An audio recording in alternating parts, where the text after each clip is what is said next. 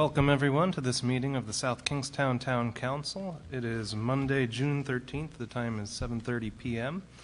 Our first order of business, as always, is the pledge to the flag. Please rise and join me. Pledge allegiance to the flag of the United States of America and to the republic for which it stands, one nation, under God, indivisible, with liberty and justice for all.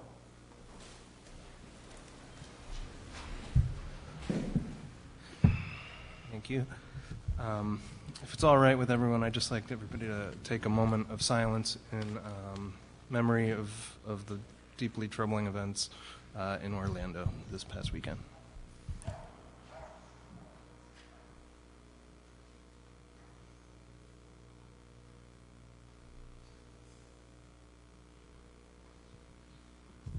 Thank you. All right. Will the clerk please take the roll? Council President Collins. Here. Council Vice President Haley. Here. Councilwoman Gledhill. Here. Councilman Veely. Here. 4 members present. Councilwoman Clow is absent.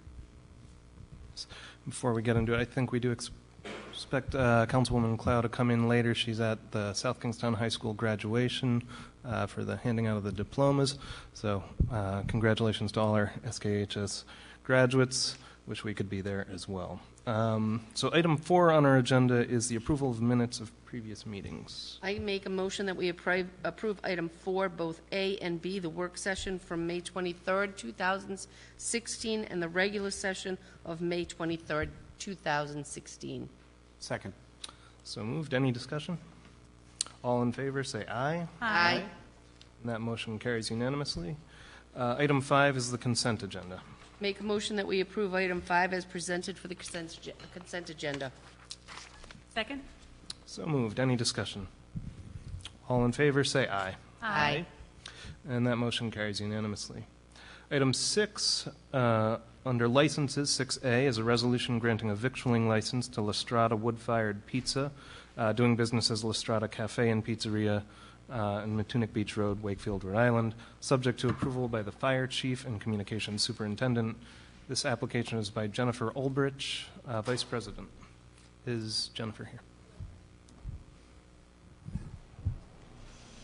I've got some gifts. There we go.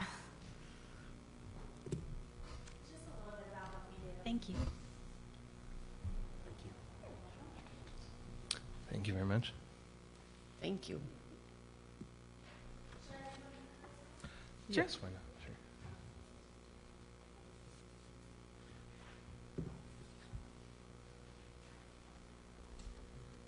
Hi, everyone. Hello. Yes, so we are La Strada Cafe and Pizzeria. We've been open before. Unfortunately, I had to be closed for 2 seasons due to some family medical issues and, family first. So we're back again, and we're incredibly excited to come back.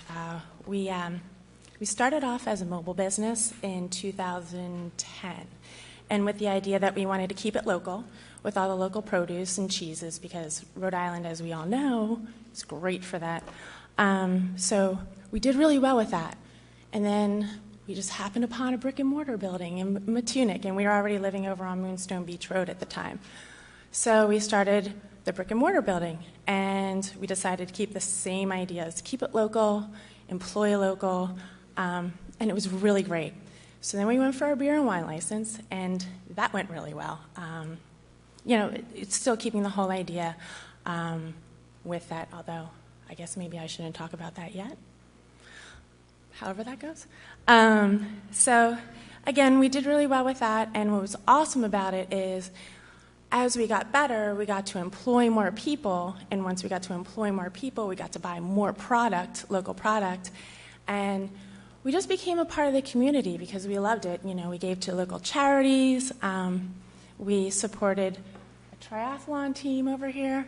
So we did that. I feel like we just became a really good pillar of the community, and we're really invested in the company. We're invested in the business. Like I said, we were closed for 2 years, so obviously there was no revenue coming in. So we basically footed the bill ourselves, paid for 2 years out of pocket, utilities, because we love what we do, and we want to be a part of this community, and we want to come back. What's kind of cool is we've been walking around and everything, and people are like really excited for us to come back. Our phone is ringing off the hook, which is also kind of awesome, that nobody forgot about us. So we'd like to do the Victura license again. We like to sell our pizza. We want to become part of the community again. What we created was something that was a little different because it's kind of a healthy alternative, even though it is pizza. Like I said, everything, our vegetables are all local. We pull from a Tunic vegetable farm, Carpenter's, Shartner's farm. Our cheese is from Narragansett Creamery. I mean, I could probably go on for a while of what we do. But we also created a place where you can come and bring your kids and you can bring your family. And your dog outside. I make dog treats. The cool thing is when dogs escape from their backyard, they come to my shop. So my plan to have all the dogs is working. But yeah, we want to have another opportunity to go at it again. We've missed it. I mean, we put our heart and soul into it. So I'll let you. Yeah, we in 2013 we ended up getting so busy that we ended up buying a second oven. So we had 2 wood-fired ovens. Business just kept growing and growing, and we continued to do the mobile business. So we were doing catering and events, and it was fantastic. Yeah, so with another oven, we needed another set of crew, and we needed more people to hire, and we just kept going. It was wonderful. It was really good. So I grew up. I'm actually a second generation pizza man. I grew up in Rhode Island. My father owned and opened Fellini Pizza on Wickenden Street in 1989, and it's still open today. And they've employed, thousands of people. So I got the recipe from him and brought it down here, and I'm continuing it on and making pizza. So, Excellent. Any questions? Do you have any intention of staying open year-round or just the summer season for now? I tried to the first 2 years. We tried to extend it. But what we have is we're a vacation place, and that's okay. I think everybody needs that. So we extended it, and the business wasn't there because what it is the families. The kids go back to school. It gets cold. Nobody wants to leave their house. So we tried. I mean, I would love to. But our heating system isn't great either. Yeah, there's that too. I noticed it says in here you're in the process of purchasing the building? Yeah. So we're working with our landlords to purchase within the year. Oh, great. Yeah. I have a question. I'm pro-business, so I like to see the opportunity for economic development within this town. The only question I have to you, which is a difficult one to ask, but because of the parking issues down in that area, do you have any intentions on creating additional parking? Because it's a very congested area. It is a congested area, but fortunately, we have parking. We've got a lot of parking. I actually can show you how much parking we have, because right before we left, I pulled out my 100-foot Lufkin and took measurements of our lot. We have 7,600 square feet of parking. And that actually doesn't count where my truck was parked in that little area. So close to 8,000 square feet. That's a pretty big parking lot. And we've never really had an issue with that. What's the lot been used for while you guys were closed? Well, what we did is we allowed Tara and Kevin to have their staff park in our parking lot. So this way they could use it, 'cause it's sitting there dormant. And plus it's great for us because now there's people coming in and out, and the business isn't just kind of dormant. So people can keep an eye on the place. Yeah, people can keep an eye on it. So they used it for staff, family, and then was it the hurricane? They put their building materials in the parking lot. So yeah, I mean, we're not using it, so might as well let everybody else use it. Will you be open 7 days a week? Yeah. Yeah, this year we are. What are your hours?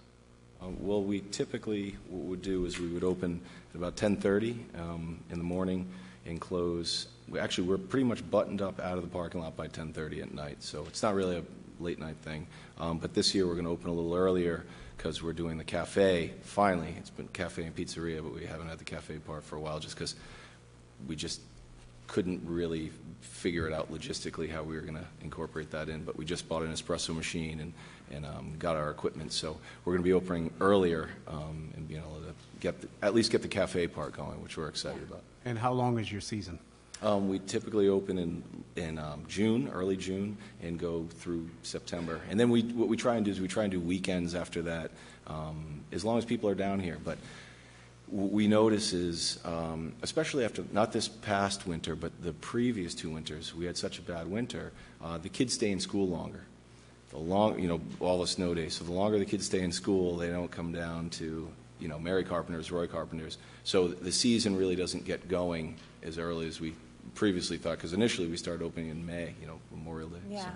And we're based on, our customer base is pretty much families, which is why we close early, which I'm kind of okay with. So. Great. Any further questions? All right, do I hear a motion? I make a motion that we approve the resolution granting a license to the La Strada Wood-Fired Pizza, Cafe and Pizzeria, 920 Matunic Beach Road. Second. So moved. Any further? You go. Oh, sorry. Sorry. Sure. Sure. Could you folks sit down for a second? Jim? Jim O'Neill from Matunic. Jen and Nick, this is a great business for the town, great business for Matunic. Also, too, you have probably more families there than any place else in Matunic. The Ocean Mist Tara's across the street. Great neighbors, spend some time there, great camaraderie. And Meg, you brought up the parking. The great thing about this is folks are either picking up a to-go order or they're there for a short meal. They're not there for 3 to 6 hours, surfing, bar, bands, the rest of it. So parking isn't really an issue with this particular business. And I would certainly, again, urge you to approve this resolution. They've been great neighbors. They also buy produce, as they said, from local farmers, local businesses, and this is really a great winning situation for the community. Thank you. Thank you. All right, we had a second, correct? All in favor, say aye. Aye. Aye. And that motion carries unanimously. Congratulations. Thank you. We'll speak to you in a little while. Item B is resolution granting a victualling license to Golden Jade Incorporated of 120 Fortin Road. Application by Zhu Yu Kai. Sorry about mispronouncing your name, I'm sure. Are you here? Please come up and state your name for the record. Sorry, the one that's translated for us didn't show up today, so yes. Well, maybe we can make our way through it. Thank you for coming before us and applying for the victualling license. We're just looking for general information. Hours. All right. Hours of operation. We both don't speak too much English. Yes. Maybe I can make a motion we could continue this to the next meeting so that they can get a translator. Or open though. What kind of food will you be serving? Food? Chinese, Asian food. And yes. Have any suggestions, Mike? Questions. I mean, if you can just get the information about the hours and the days of the week. Yeah. So 7 days a week? Yeah. And when do you open? Shouldn't 10:30. And when do you close? 11:30.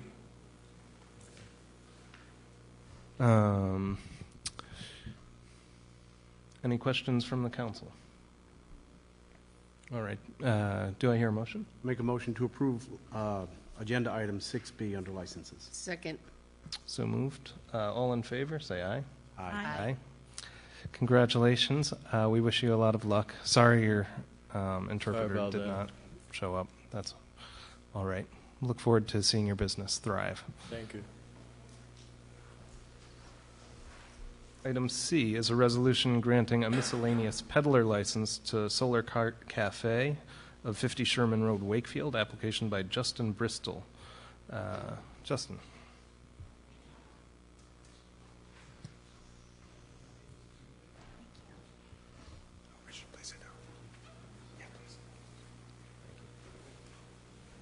Thank you.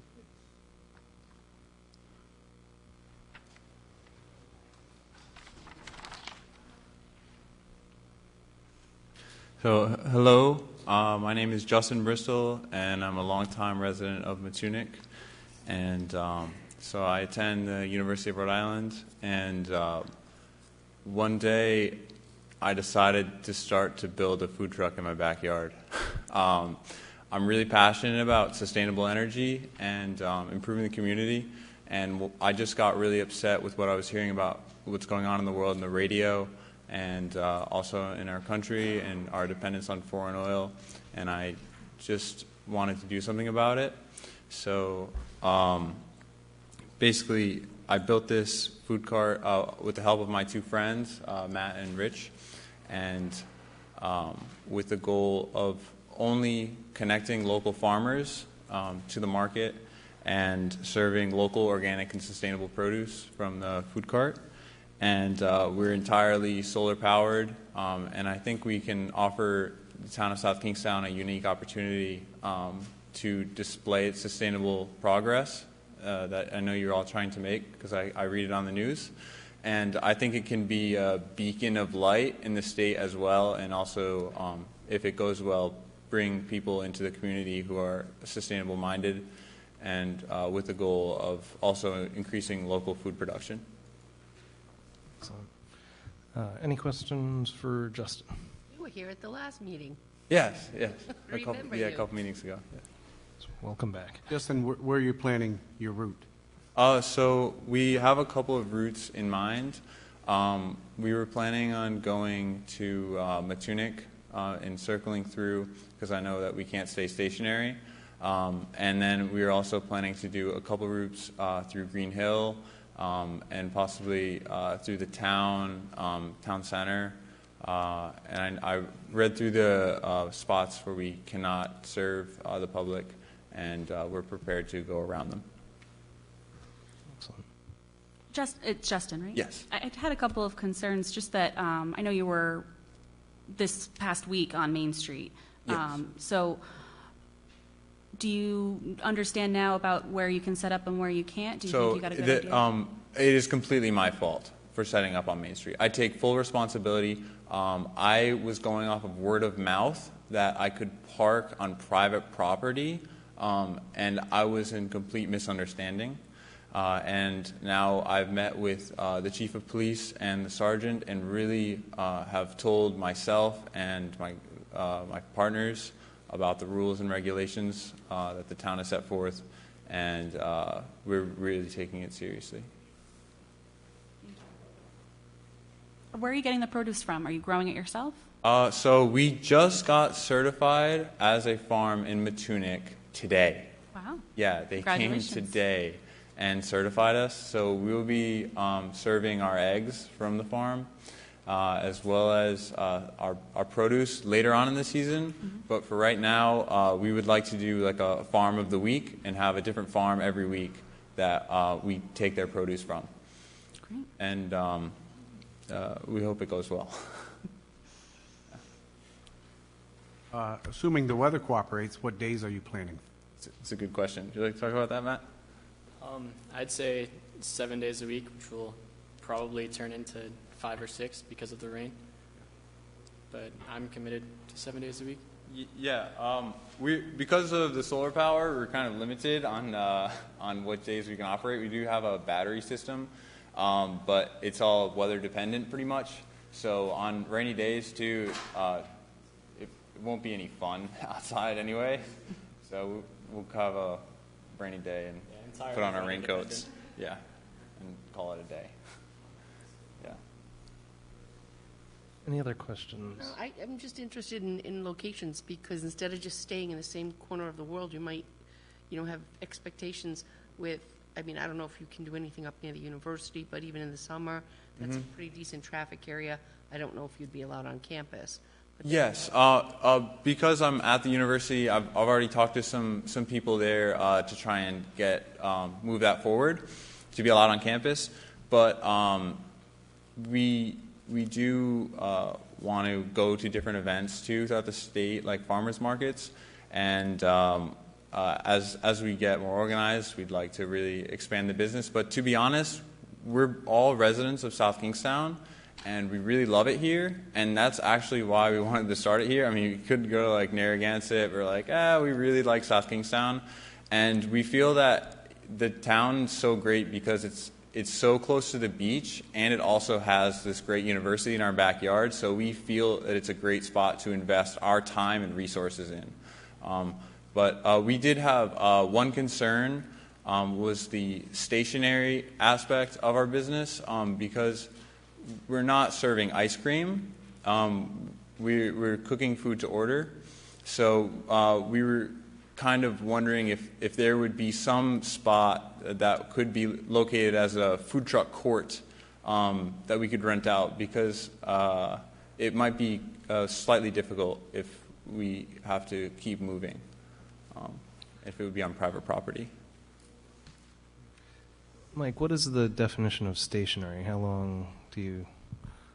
Basically, in the ordinance, it basically says you can stay there as long as you're serving your customers. So if it takes you 5 minutes to fry some eggs or whatever, you're going to be fine. What you really can't do is park yourself in one area and have people come to you all morning, all afternoon, all day. You certainly can stay there long enough to serve your customers. Okay, thank you. But again, it's sort of a balancing act because if it starts going into multiple minutes and hours, that then becomes an issue. Of course. We'll consider policy for food trucks. Okay, and also I've read recently through a study of the University of California, Los Angeles, and the Federal Reserve. They did a study in conjunction on the food trucks' impact on economic development within the community, and they stated that per capita total consumption on eating out does increase as food carts go up, and that's a total in the community. Thank you. Okay, thank you. Any other questions? All right. Could you guys move aside for a moment? Yeah. Sir. We speak to the motion there. Do you play the same kid that played hoops? Yeah, all right, okay. We were looking at it, and Jenny said, that's Justin that played basketball, and he was our dishwasher. I just want to say that, Justin was a dishwasher of ours.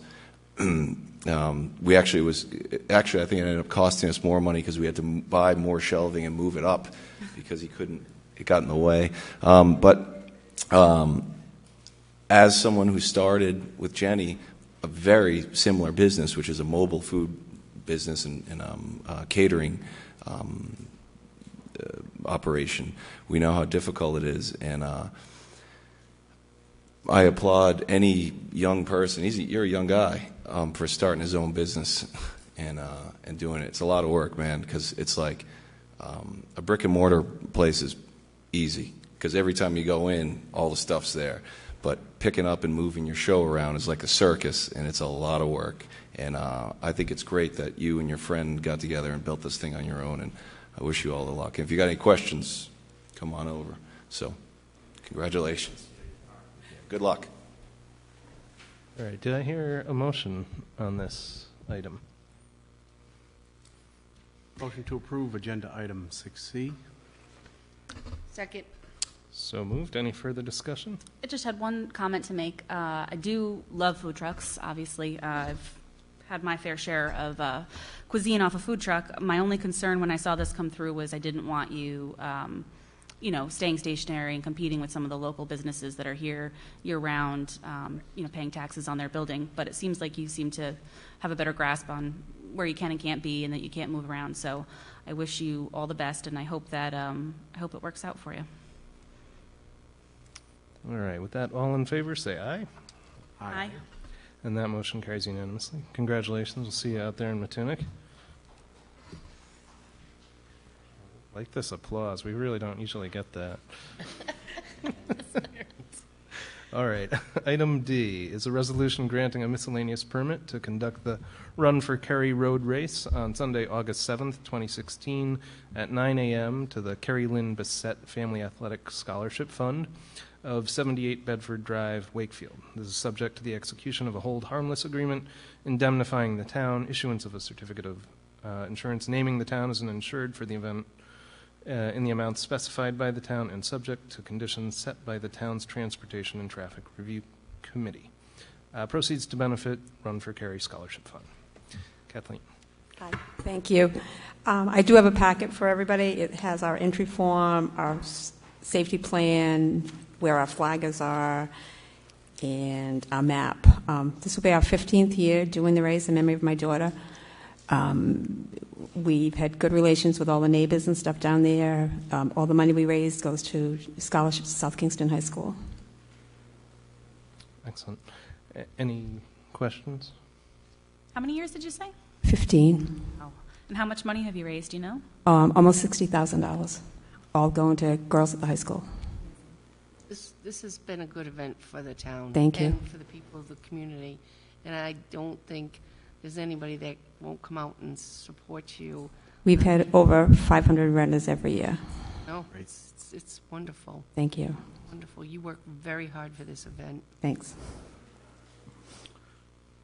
Motion to approve agenda item 6D. Second. So moved. Any discussion? All in favor, say aye. Aye. Thank you. Good luck. Item E is a resolution. Thank you. We're getting such gifts tonight. Thank you. Okay, and I forgot to ask you, but so these handouts we just got say you can register online. Go to www.runforkerry.com. 6D is a resolution granting a miscellaneous permit to conduct, 6E, a resolution granting a miscellaneous permit to conduct a free community block party in Peacedale on Saturday, June 25th, 2016. This would go from 2 p.m. to 10 p.m. To the Peacedale Neighborhood Revitalization Incorporated of Kingstown Road in Wakefield, subject to the execution of a hold harmless agreement indemnifying the town, issuance of a certificate of insurance naming the town as an additional insured for the event and the amounts specified by the town, and approval of the town's Traffic and Transportation Review Committee. Trace.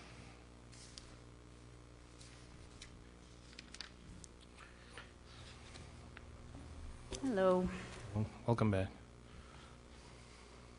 I just want to say I'm so glad to be here, not asking you for money. We get to give something back this time, hopefully. I'm Therese Martin, president of the Peacedale Neighborhood Revitalization.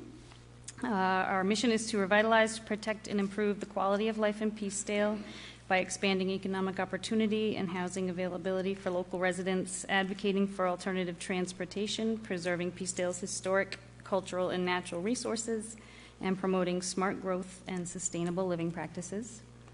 The Peacedale Block Party is sort of a rehashing of a prior event that occurred through most of the 2000s. It was mainly an art event, the Peace Fair. In September, we tried again and sort of blew it up and spread it out, and it was a great success.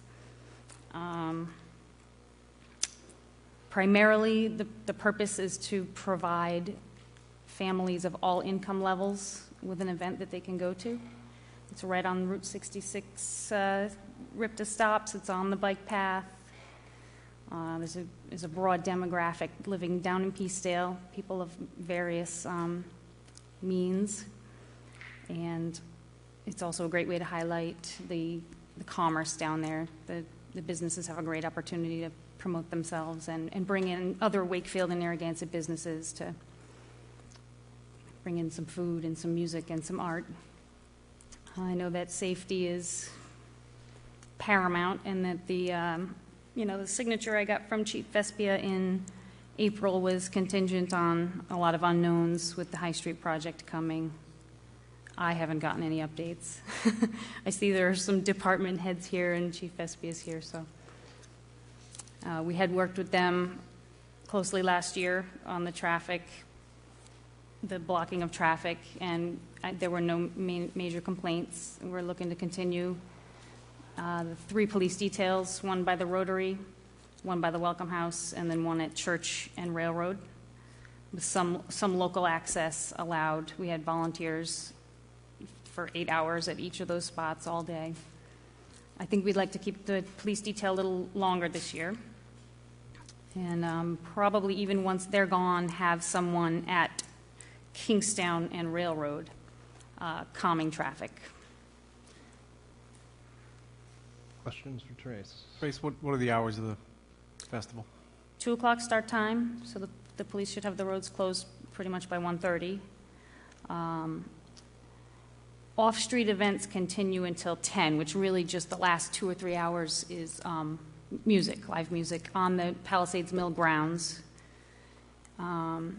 If we keep the roads, I think keeping the roads closed till 8:30 would probably be in order, because it's going to be a long day. The sun doesn't set till 8:30. I think families will stick around longer because of that. And we have more events coming, so it's really a full day of activity. Will this event go off rain or shine? Well, I think some of the activities planned could, but it would obviously shrink it down quite a bit. A lot of the activities are just, lawn games, street games, outdoor play. And sources of funding. I know, you've come before us, and, we enjoy helping you guys out, because this really is a family-filled event. I just wondered if there are any other sources of funding that Yep. you with Last this year's event, as well as our holiday events, have paid for themselves. And by pay for themselves, I mean we have sponsors. We have private sponsors, raffles at each. We have a raffle permit. We printed up T-shirts and sold most of them. So yeah, we didn't lose any money out of our budget. We've gained on each event. What would you say is the biggest difference between last year and this year? Size or scope, maybe? No, I think we have more live music, a few more hours. And yeah, I think we're going to creep into some of the lawn areas on the mill grounds with more games and free play, than we did last year. Really try to get people to explore into the village. Sounds good. I remember last year that some child happened upon a bee's nest over near the bridge, so maybe just sort of cordoning that off this year would be good. Yes, we don't want that.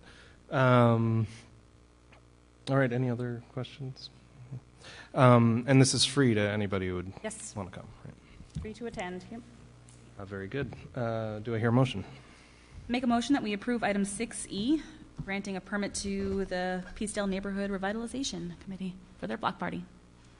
Second. So moved. Any further discussion? All in favor, say aye. Aye. And that motion carries unanimously. Congratulations. Look forward to it. Thank you very much. Good luck. Thanks. Item 7 is a public hearing.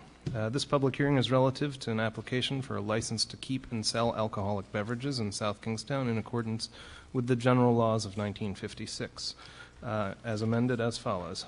The Class B victualler liquor license application for the Class B victualler liquor license by La Strada Wood-Fired Pizza, doing business as La Strada Cafe and Pizzeria, of Matunic Beach Road in Wakefield, by Jennifer Ulbrich, Vice President for the dining area and outdoor seating area, in accordance with a special use permit granted by the Zoning Board of Review on April 20th, 2011, and is further defined in a site plan dated May 4th, 2016, on file in the Town Clerk's Office. Said license is contingent upon the issuance of a certificate of good standing from the Rhode Island Division of Taxation, compliance with all town ordinances and regulations, the payment of any municipal taxes and user fees and arrears to the town, and the correction of any fire code violations. Jennifer. Hello again. Yeah, so we're back to try and get our full liquor license. I feel like it's a natural business progression. We've had our beer and wine license since 2011, and we've had it without any incident. You know, again, it's the idea that we're a family place. We're not a bar. We don't want to be a bar. With instilling a full liquor license, I still don't want to be a bar. And we still want to keep the same principles of making it a family place and somewhere that people can go, hang out with their kids, listen to vinyl, and have a cocktail if they want to. And we have some great distilleries here. I mean, 2 great distilleries here in Rhode Island, so why wouldn't we want to support them as well? As for, yeah,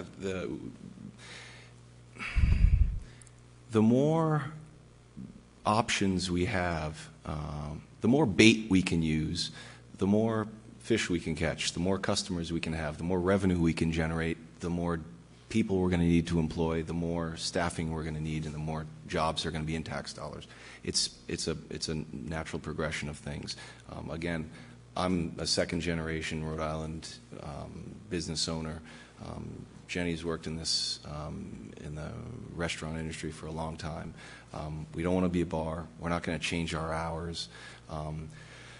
But it's important for us to be able to compete with everybody else around us. And we had a perfect example just yesterday. I was with a couple of our friends, and if you're out with a few couples, 3 or 4 different people, and you're a beer drinker, you're a beer drinker, you're a beer drinker, and you drink gin and tonics, well, you know what's going to happen. I mean, if you're a gentleman, what you're going to say is, oh, let's just go across the street. That way we can all have what we want. So you're not losing 1 sale. We're losing 4 sales. And I think that's I think that's a reasonable, it's a reasonable scenario. I mean, it's something that happens.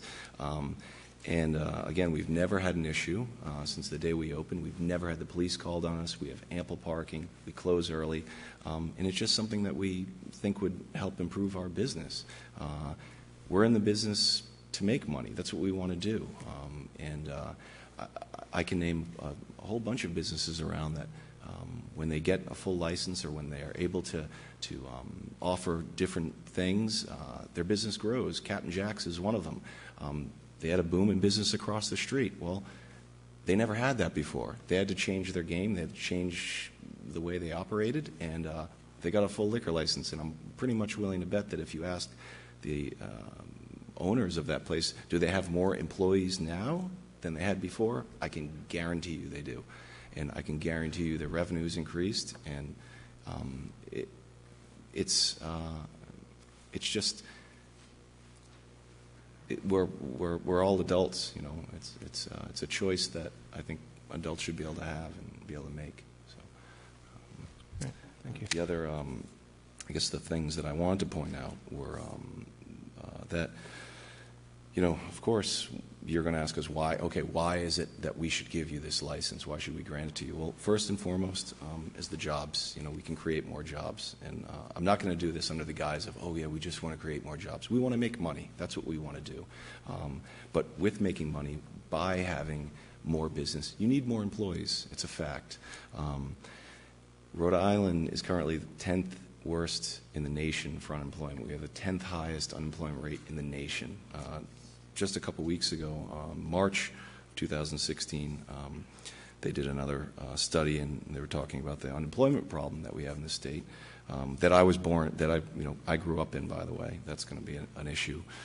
I know that people are going to say that we're from away, as they say, but I'm from here. I went to high school here.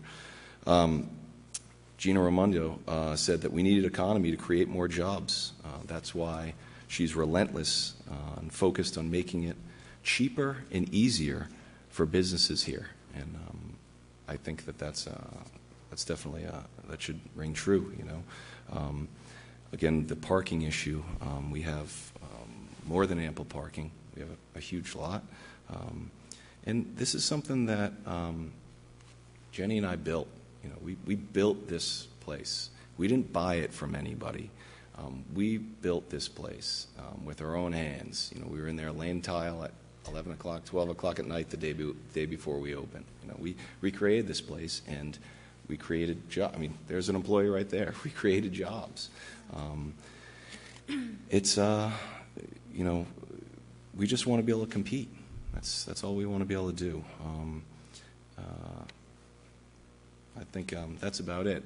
The only other thing I'd like to say is there's just a quick story about when I was a boy, growing up in my father's pizza place, Fellini's on Wickenden Street in Providence.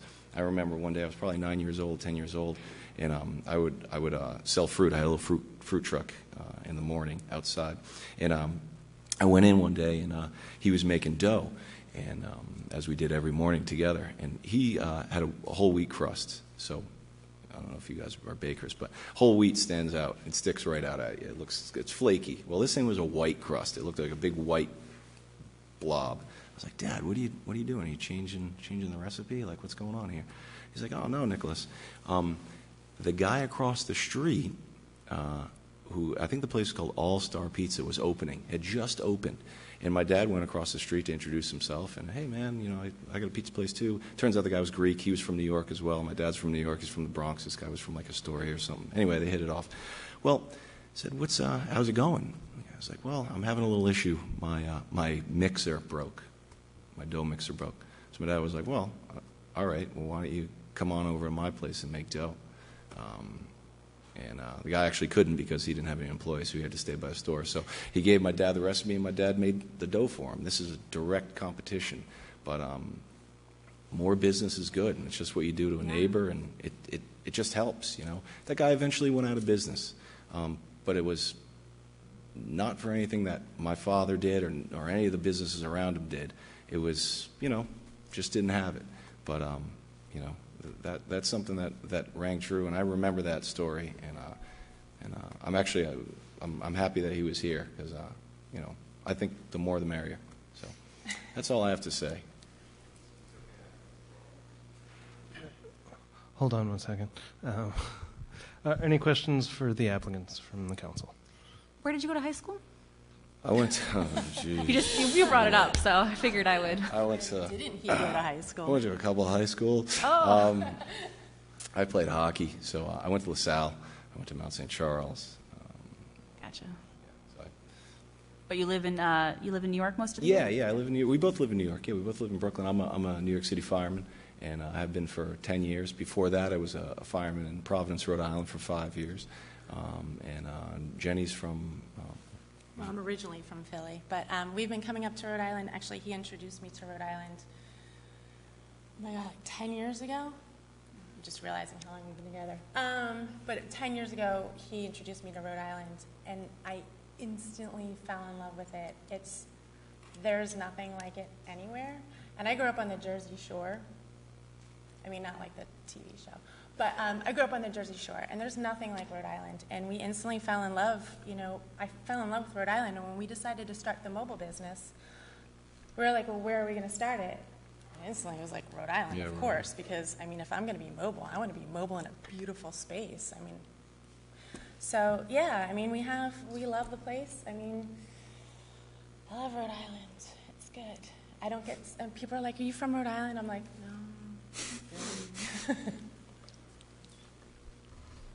Any other questions? So how long did you have the beer and wine license for, the limited Class B? Since 2011. In 2011. Yeah. And you were operating for 2 or 3 years then? 3 years. Okay. And you felt it was a definite impingement on your business to have that license, or how business was good? Oh, it was great. It was great. It was better than we ever did before at the other places we had run. By not having a beer and wine license, I mean, it definitely helped us. We've and again, you know, I hate to keep harping on the local thing, but we're proud of it. We've never carried an Anheuser-Busch product. We don't carry Budweiser. How do you not carry Budweiser in Matunic? But we don't. We just support, you know, the locals. We bought you know, Newport Storm and Revival and pretty much all the local beers. You know, we had our cheap beer was Pabst Blue Ribbon, but it wasn't Budweiser, and we just it was great. It was great for our business. And it does. It just I mean, it just enhances your business because now people can go out and hang out and be adults and hang out with your kid, and it's nice. It just creates just a whole atmosphere. All right, thank you. At this point, then, if there are no other questions from the council, we're going to take comments from the public.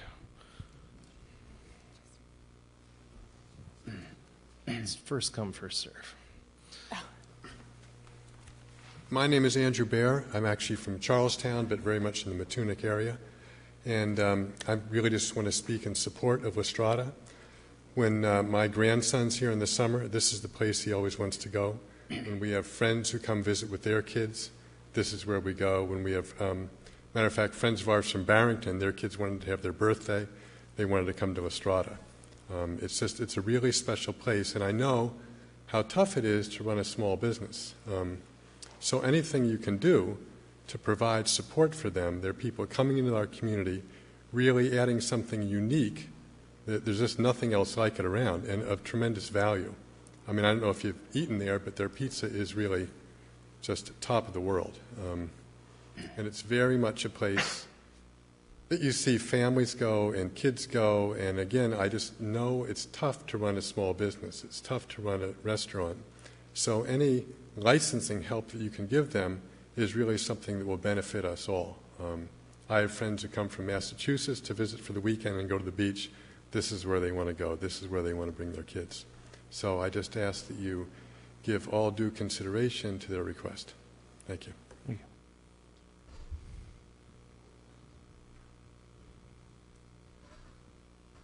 So my name's Justin Bristol, and I'd like to just give a testament of the character of La Strada and the owners, is that not only did they move the shelves up for me, I was training for college basketball, and they actually worked around my schedule, even though they were understaffed, because they understood what the value it was for me. And then I eventually moved on to get a job at Matunic Oyster Bar with their help, and now I've started up my own business, and it was all started from washing dishes out of La Strada. Thanks. Thank you.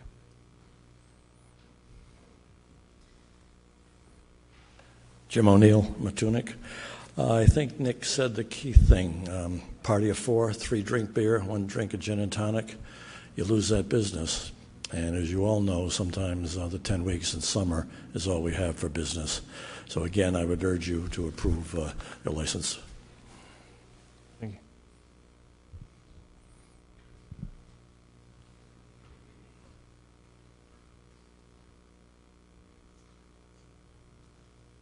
Yeah, good evening. Jake Healer. My wife Sabrina and I live at 935 Matunic Beach Road. It's just up the street.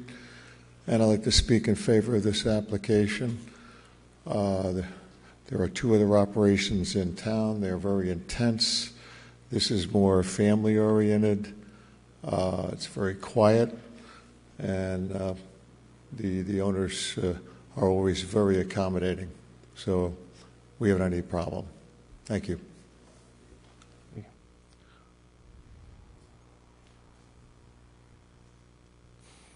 Good day. My name is Jeff Rayner. I've known these folks for about 18 years now. I'm co-executive for the estate of Everett J. Hopkins of 740 Moonstone Beach Road. I wish he was here today, because at age 86, I guarantee you he would be up here to speak on behalf of these folks who he also knew for quite a number of years. The last time I took a moment of silence was 9/11. I'm a retired firefighter, fire officer in the city of Providence. Nicholas, a young buck, was my subordinate. Known him for a few years. We suffered the great loss of Nick Schneider when after 9/11 he set his sights on going to FDNY. That's why he lives in New York City. That's the only reason he lives in New York City. Twice decorated for heroism on FDNY, most recently last year. I say this because I'm speaking to the man's character. This comes down to a public safety issue, I would hope. Responsibility is great when holding a liquor license. Outside of my home on 680 Moonstone Beach Road, I heard a thud one evening. It's probably 1:30 in the morning when somebody had left a local establishment, annihilated, driving the car into a telephone pole. My daughter sleeping upstairs, none the wiser. I went outside and did CPR for about 20 minutes on this young lady, who subsequently perished. Nobody knows the responsibility greater than a firefighter. One who's gone mouth to mouth with somebody bleeding from the nose and mouth and ears. These folks are of the highest character. I guarantee you that nobody will be leaving their establishment annihilated. I love Matunic. I love taking my kids down there to the beach and grabbing a bite to eat, but I won't take them into a real drinking establishment. Go in, have a beer, have a couple of pies. You know, that's what it's about. This place brings that. Speaking to the economic concerns that some folks might have in the neighborhood, competition, certainly don't need to explain this to you folks. Economics 101. Competition is great for the marketplace. I couldn't imagine Ronald McDonald standing up complaining about Burger King or Wendy's going in across the street, because everyone benefits. It's a greater draw to the neighborhood. These guys certainly have their own parking. That was addressed the last time they came in here. 8,000 square feet, never seen it full yet. Been very accommodating to the neighbors, allowing people to park, stage building materials for the rebuild. Anyhow, thank you for your time. Just want to speak in support. Thank you.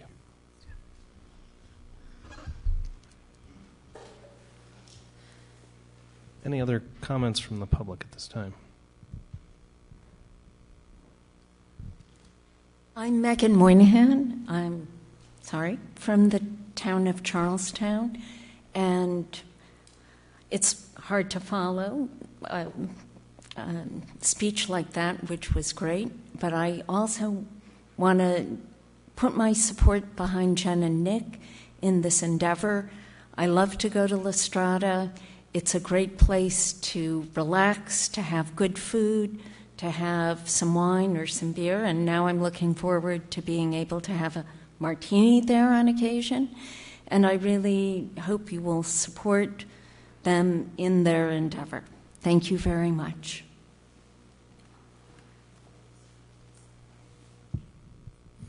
All right. It looks like there's no further public comment. Am I correct? All right. Any, Jen, come back up to the podium. Any further comments, questions from council? Make a motion that we close the public hearing. Second. So moved. Any discussion on this motion? All in favor, say aye. Aye. And that motion carries unanimously. We have to wait until... You could go to 13A now and then go back. Right. Bring forward item 13A from new business, which is the resolution affirming or amending the town's liquor license rules and regulations. The current number of licenses for each class are on your agenda, and they're authorized as indicated below, unless we change them. So, do I hear a motion on 13A?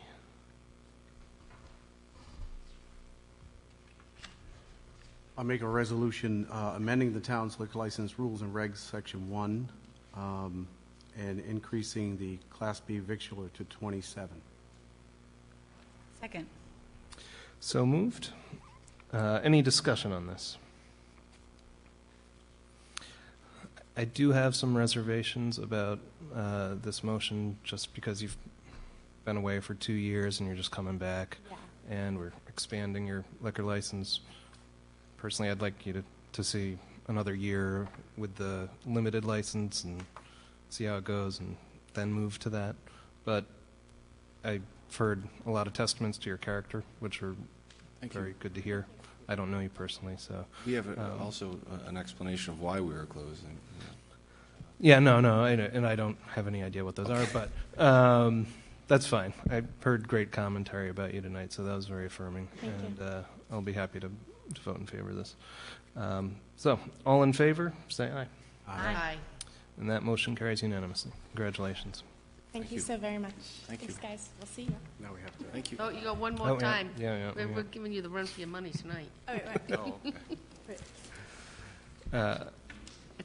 It's not right away, it's later, right? No. Yeah, right now.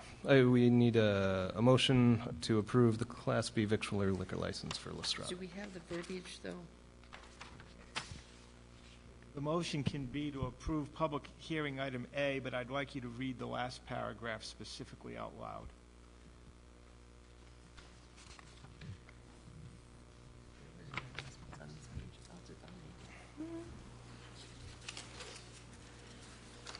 In regard to item 7A, that the public hearing is closed, the said license is contingent upon the issuance of a certificate of good standing from the Rhode Island Division of Taxation, compliant with all town ordinances and regulations, and the payment of any municipal taxes, user fees in arrears to the town, and the correction of any fire code violations.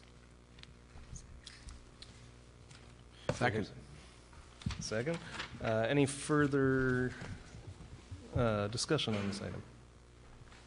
All in favor, say aye. Aye. Aye.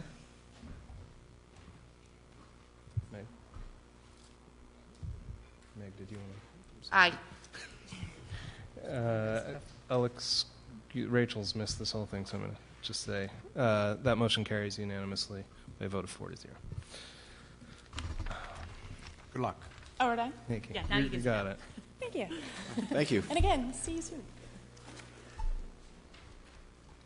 Item 8, under communications, is a resolution adopted May 2nd, 2016 by the Exeter Town Council in support of Article 15 relating to municipalities of the Governor's 2017 budget, and it would amend the requirement to revalue property from 3 to 5 years. It's been received and placed on file. What are we going to do with it?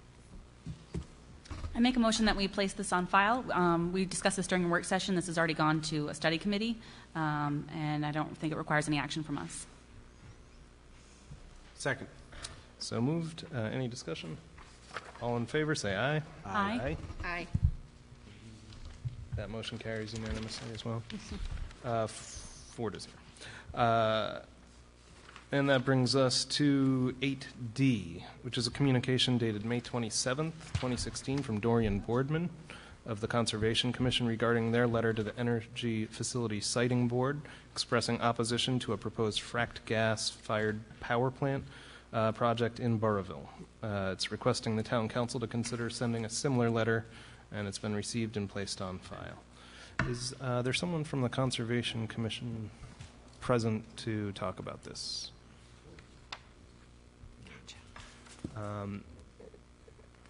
I was given word that somebody might come to talk about this item on our agenda tonight. Is there somebody present to discuss it? If so, please come to the podium.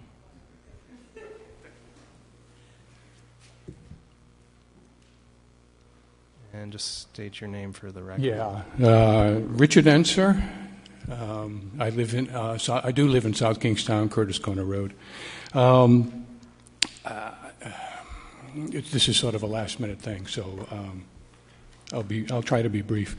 I have been testifying before the Facility Siting Board in regards to the Ocean State facility, and I would just reiterate a couple of the things that we've been talking about. There's two basic issues, of course, one of which involves things such as the need for energy, the need for jobs, the need for cheap energy, and et cetera. And to tell you the honest truth, that's not what I'm here to talk about. My specific purpose is to talk about the environmental impacts of this power plant itself at the site where it's being proposed. And I think that's an important issue for all towns to be thinking about, essentially because of the process that's gone about in proposing this power plant. Just very briefly, I worked for DEM for 28 years, beginning in 1979 as the coordinator of what was called the Natural Heritage Program. I'm essentially a biodiversity specialist. At DEM and through our program and statewide planning and whatever, we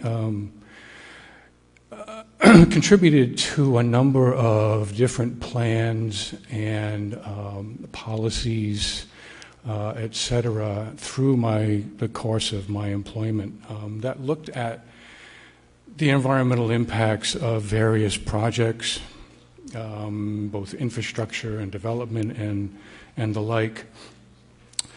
And was part of a process, essentially, that when projects of this kind were proposed, it was a very different turn of events that would lead to these things. So my example being, in any major infrastructure project, and you all remember some of these. We can think about, some of the interstate highways that have been proposed. Remember the URI connector highway and the, at least is down in this region.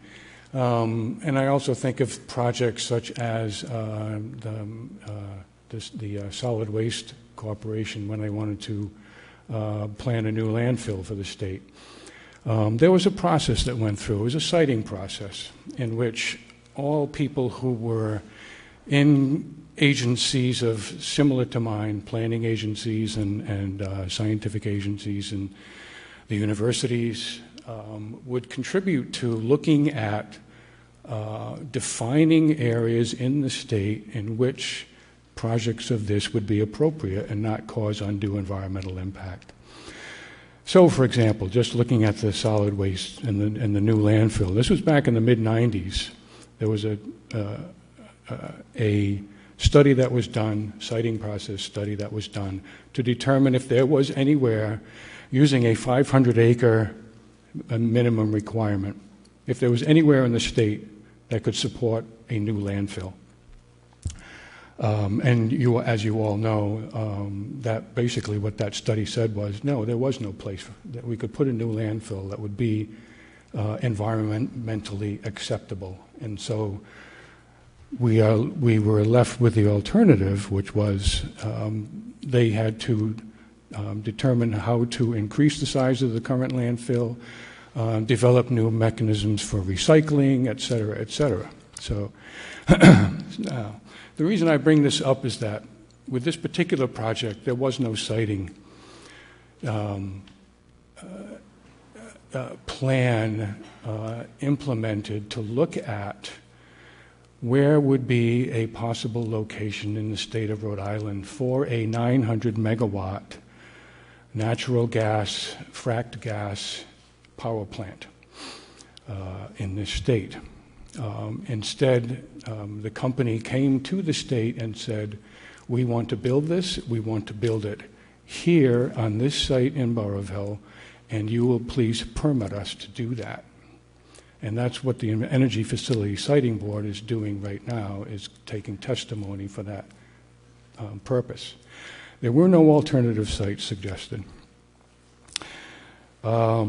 And the reason that becomes problematic, and when I say there was a breakdown of the process in this, and that is that without going into great detail, the number of studies that have already been done through the years that looked at this part of the state and talked about the environmental sensitivity, the ecological significance, the significance to this part of the state for recreation, for tourism, and especially for biodiversity.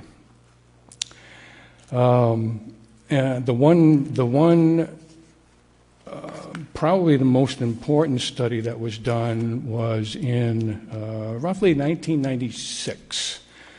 And this was what was called the Rhode Island Resource Protection Project.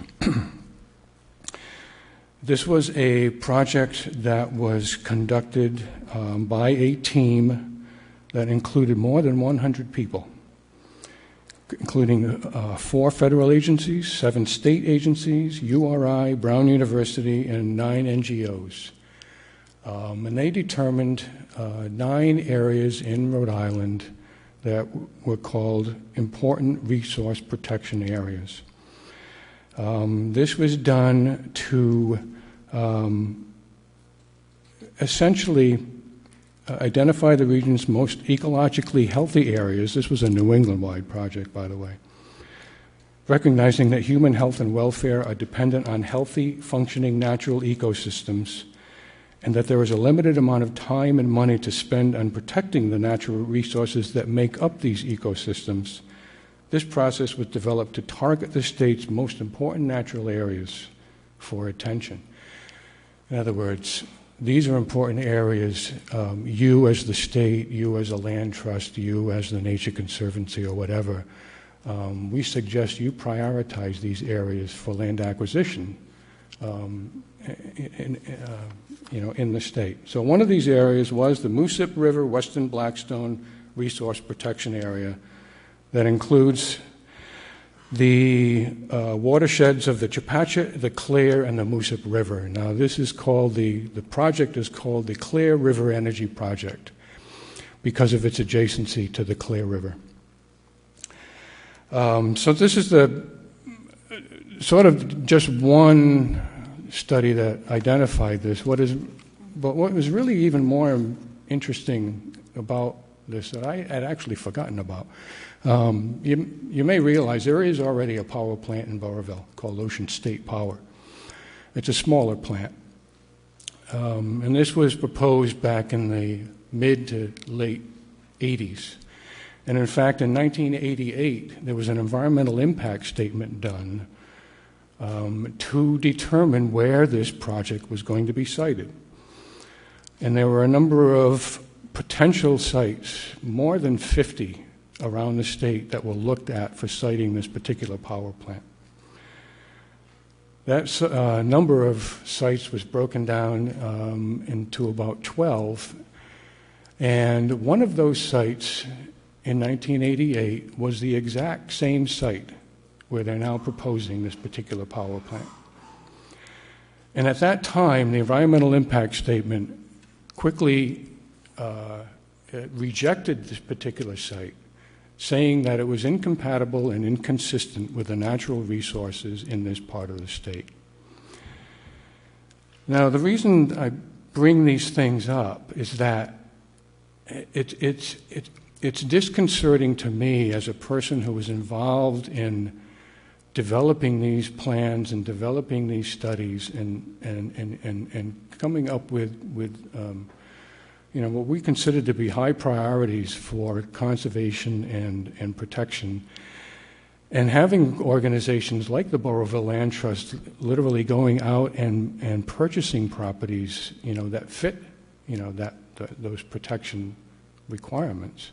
Having the state go out and buy lands for state management areas within the focus area of this project. Not very long ago, being the Boy Scout property up in Burrillville, that was helped by the Nature Conservancy. And the Nature Conservancy, I might add, also has produced a protection plan for the northwest part of the state. Unfortunately, what was not done, though, was the process again broke down. There was no, as I say, in the past, if somebody had come to the state and said, we want to build a power plant in Rhode Island, where would be the most feasible place for us to do this, where it would not be environmentally, subject to environmental situation. Instead, we had the state essentially saying, good, go for it. We already know that the governor has come out in support of this project. The governor's come out in support of this project without asking her advisors and whatever who would be able to tell them, look, this has been identified as a resource protection area. I think it would be a good idea to tell these people you really need to go back and find some alternatives. If that is indeed if we really need this, then we need alternatives. We need to find places that will not be environmentally sensitive. Personally, and using my thoughts based on that landfill study, I don't particularly think there is any place in this state that can take this kind of a project. And I won't go into the into the details of what the environmental impacts of this particular project are going to be, but they are significant. And we are going to continue to develop information that talks about the significance of those impacts, but we're really only doing that because at this stage we just don't trust the process anymore. Essentially, people need to be reminded, people in government and who are in the process of citing this need to be reminded, we've already told you this is not the place to put this. Told you that a long time ago. We told you that in 1988. An environmental impact statement told you to do that. And just as an aside on that, there is no environmental impact statement being conducted on this particular project. They've broken the project up. They've fragmented it up into a number of different sub-projects. And from our understanding from EPA is that there has been no federal agency that has come forward yet requesting that there be an environmental impact statement, because they're all just looking at their own little pieces of the puzzle. They're not looking at the whole project. So we are going to, and this is a traveling roadshow, so to speak. I spoke to the Blackstone Valley Tourism Council last week, basically talking about the same thing. And we're seeking support from Butterville Land Trust, who is really quite concerned about this. It just clearly goes against their mission, and is a potential threat to the lands that they have purchased since 1988. We basically, seeking the support from conservation commissions, from other conservation organizations, and from towns. And I guess my message to you is that if this kind of project can be, proposed again without going through, a reasonable process, what else can we expect? And I just think it's sort of like we need to make a lesson out of this. No matter what happens to this project, there's going to be, I believe, should be, more of a clarification on what is the process, that somebody should follow when they propose this kind of thing. So that's essentially my side of the spiel, and I don't know if anybody has any questions. Feel free. As a communication item, I don't believe we actually have much give and take here. Is that correct, Mike? Or as long as the discussion stays with the subject matter of the Conservation Commission's letter, that's what's before you. Okay. Any questions? Yeah, I haven't seen the letter, so I'm not really sure what. Thank you. Okay. Anyone else to speak on this communication item?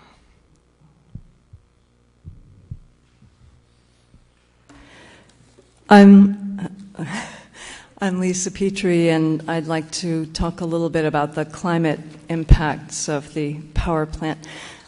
And again, this was rather last minute because I just found out this morning that this hearing that this topic was going to be discussed tonight. but I did put together a little packet for you guys, so I guess I'll just bring it up to you now.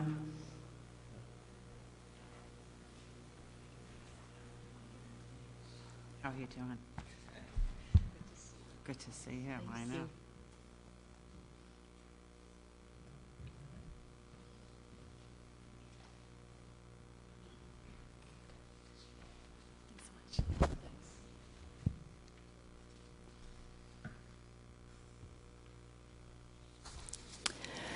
So I actually live in Richmond. I'm a stay-at-home mom turned climate activist, volunteer climate activist, I might add, and a member of Fossil Free Rhode Island. I believe that it's important for all of us throughout the state to oppose the power plant. 2 years ago, in 2014, the Rhode Island General Assembly overwhelmingly passed the Resilient Rhode Island Act, which calls for steep decreases in our greenhouse gas emissions starting right away. This act was meant to set the direction for our state's energy policy for the next several decades, and it essentially calls for a rapid phase-out of fossil fuels. But if this power plant is built, it'll lock us into even greater dependence on fossil fuels for the plant's entire lifetime, which would be at least 30 to 40 years. This power plant would generate 900 to 1,000 megawatts of electricity from fracked gas and diesel oil, making it the biggest gas-fired power plant in New England. To put that in perspective, that's over 30 times as much energy as the Block Island wind farm, and about 25 times as much as the 40 megawatts of renewable energy that we're adding to the grid each year under the Renewable Energy Growth Program. So if this project is built, it will eclipse all the progress we've made so far toward cutting our state's carbon emissions many times over. Jerry Elmer, a senior attorney at Conservation Law Foundation, said in a letter to the editor of the Providence Journal that if this power plant is built, it will be impossible to ever meet the carbon emission reduction goals of the Resilient Rhode Island Act. Did I say that's if the power plant is built? And that letter is the first page of your packet. Timmons Roberts, a distinguished professor of environmental studies and sociology at Brown University, has said the same thing. In fact, as far as the climate is concerned, we'd be better off building a coal-fired power plant than a gas-fired plant. Natural gas, as it's called, has been touted as a cleaner fossil fuel, and it does burn cleaner than coal.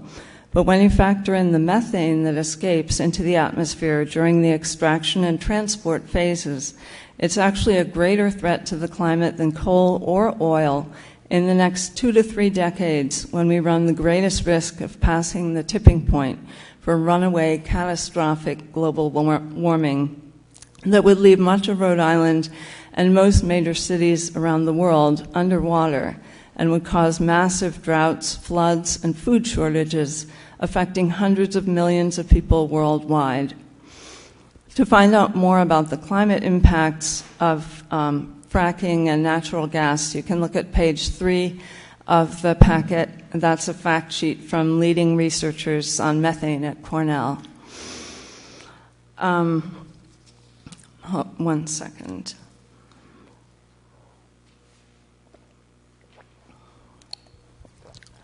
Worst of all, the recent energy capacity auction that was run by ISO New England shows that this power plant is not even needed and would not significantly lower energy costs in Rhode Island.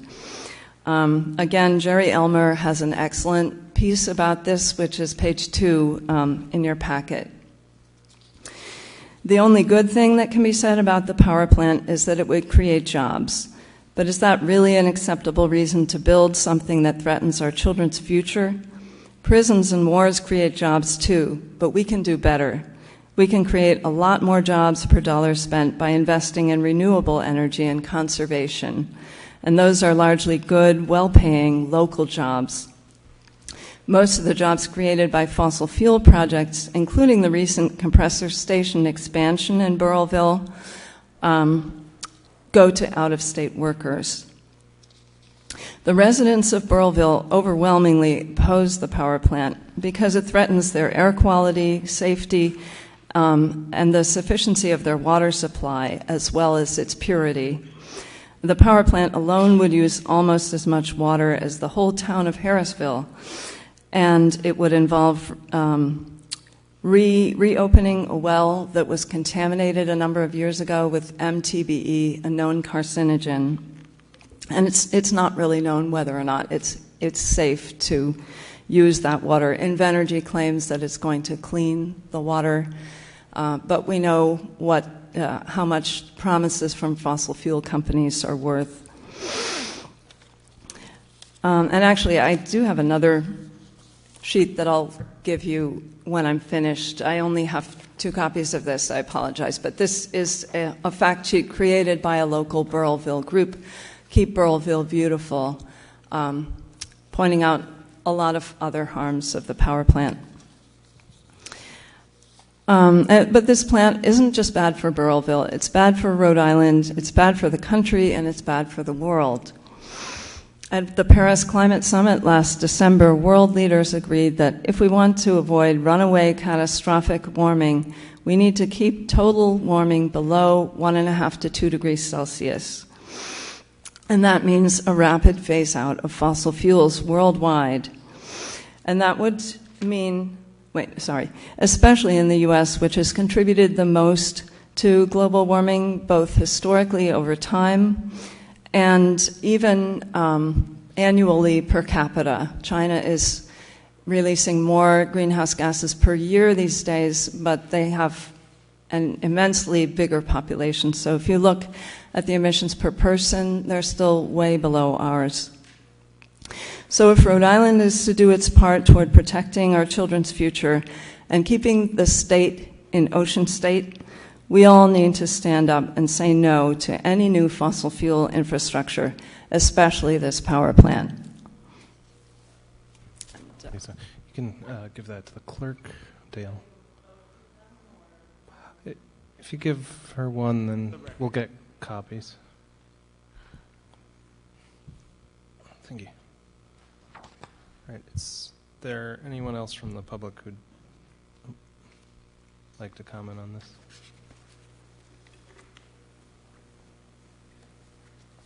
My name is Christine Müller. I didn't plan to speak tonight, but I'm very much in support that the town council would write a letter opposing the Burrillville power plant because it's a human issue. Many people are already now suffering from climate change impacts. We look at the refugee crisis, and that is partly caused by climate changes in their countries where they have to flee. But it's also an economic issue, and I know that many of you care about that. For example, fishing is a very important industry in Rhode Island, and you may know that oceans are 30% more acidic now because of the increase of carbon dioxide that such power plants emit into the air. And also the ocean waters are warmer, so fisheries are in jeopardy. The whole ocean food chain is in jeopardy. It is an economic issue for our children if we want them to survive. But it's already now we can feel the impacts. The species are changing. Different fish are being caught today than in the past. I just wanted to show you this is just one area. There are so many other areas where climate change has already an impact today, like on our food and everything, but I will keep my comments short. And I hope that you will be part of the global movement to quick renewable energy. Thank you very much. Christine. Any other comments from the public? All right. Do I hear a motion?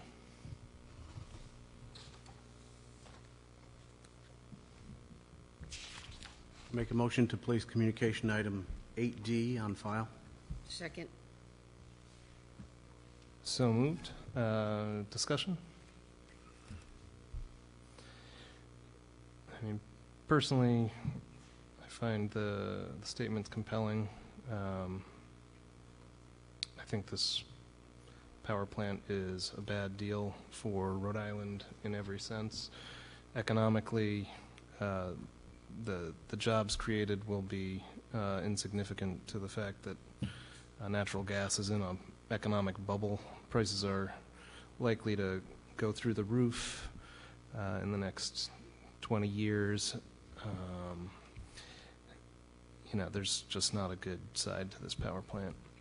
So I can't vote in favor of tabling this. That's all I have to say. Well, we discussed in the work session concerns with having the Conservation Commission send a letter in support or opposition of anything, having it come from them as opposed to sending it to the town council with a recommendation of how we should communicate that. So, Abel, did you have some way you wanted to propose it or amend the motion? I would suggest we just sign on to the letter. Or has that letter gone out already from the Conservation Commission? Okay. Yeah, I would suggest sending a similar letter. But that's not the motion that's on the floor.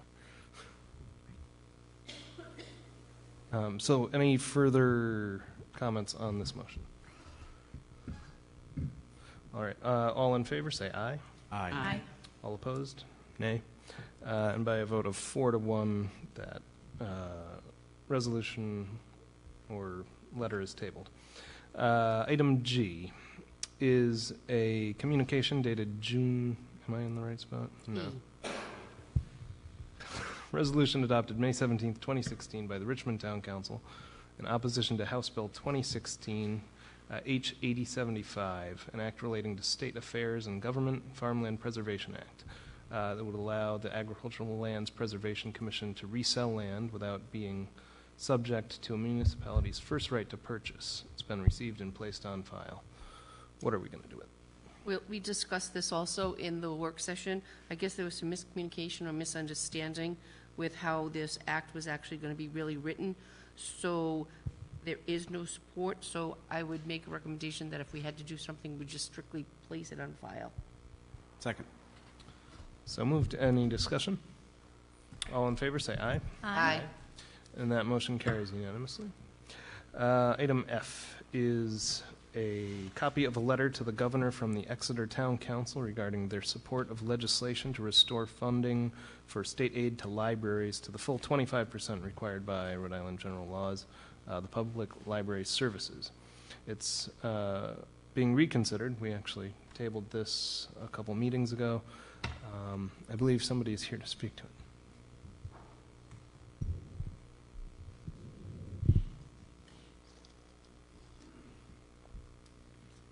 Good evening. Nice to see you again. I'm Eileen Dyer. I'm actually from North Kingstown, but I'm representing the Rhode Island Library Association. Rhode Island Library Association is a 501c3 nonprofit that represents and advocates for libraries and helps educate our library personnel. Very briefly, Rhode Island General Law 2962 calls for the state to support public library services by providing matching funds equal to at least 25% of the amount appropriated and expended by each municipality from its local tax revenues and of the amount spent from any private endowment the library might have. It's getting a little late in the game, as you probably know. This resolution or a similar resolution has been passed now by 22 municipalities. As you can see, we're hoping to fill in that nice spot with blue to make it a nice round number. Well, it won't be a round number. Your neighbors, including Exeter, North Kingstown, and Narragansett, have all signed on and offered this. I just wanted to say, if If the state funding grant and aid for libraries was funded at the full 25%, it would mean an additional $36,500 for the libraries in South Kingstown.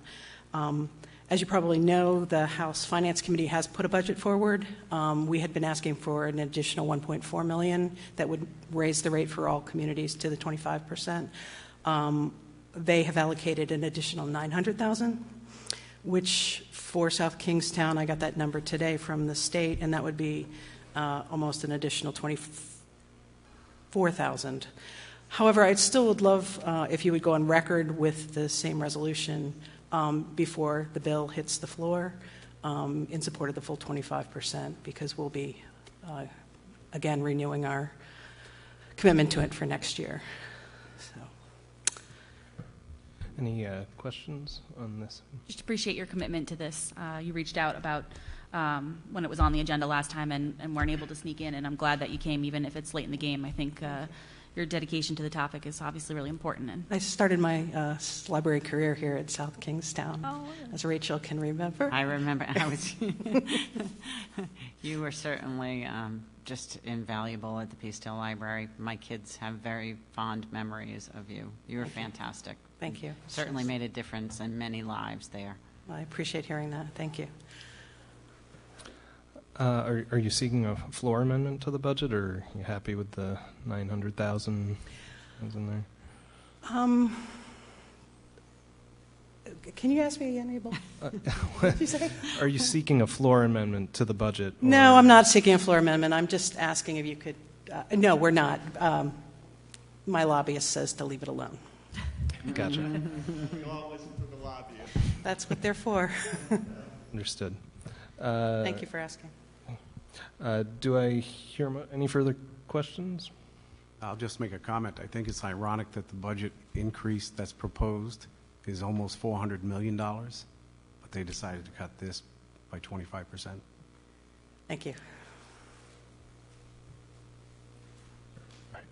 Any motion? I make a motion that we sign the letter from Exeter in support of full funding for the 25% for the libraries. Second. So moved. Any further discussion? All in favor, say aye. Aye. Opposed? No. And that motion carries unanimously. Thank you all for bringing it up again. Great to see you. Item G, finally. Communication dated June 3rd, 2016 from Tim Lemire requesting support for legislation to form a study commission on parent education for divorcing couples. It's been received and placed on file. Is Tim here? No. Any discussion on this item? Do I hear a motion? I make a motion to place communication G on file. Second. So moved. All in favor, say aye. Aye. And that motion carries unanimously. Item H is a communication dated May 30th, 2016 from Timothy O'Neill regarding traffic safety on Middlebridge Road and the findings of the road safety assessment completed by RIDOT. Is Timothy here? All right. Any discussion on this item? Do I hear a motion? I make a motion that we place item 8H on file. Second. So moved. Any discussion? All in favor, say aye. Aye. And that motion carries unanimously. That brings us to item 9, which is... Abel, before you do leave, could you just double check and make sure that on item I that Ms. Gorham isn't present? Oh, yeah. Is Catherine Gorham present? About the communication on the waiver of interest on a late tax payment. Oh, okay. Thank you. And that brings us to item 9, comments from interested citizens. This is your opportunity in the public to come and speak your mind. Just step up to the podium, state your name for the record.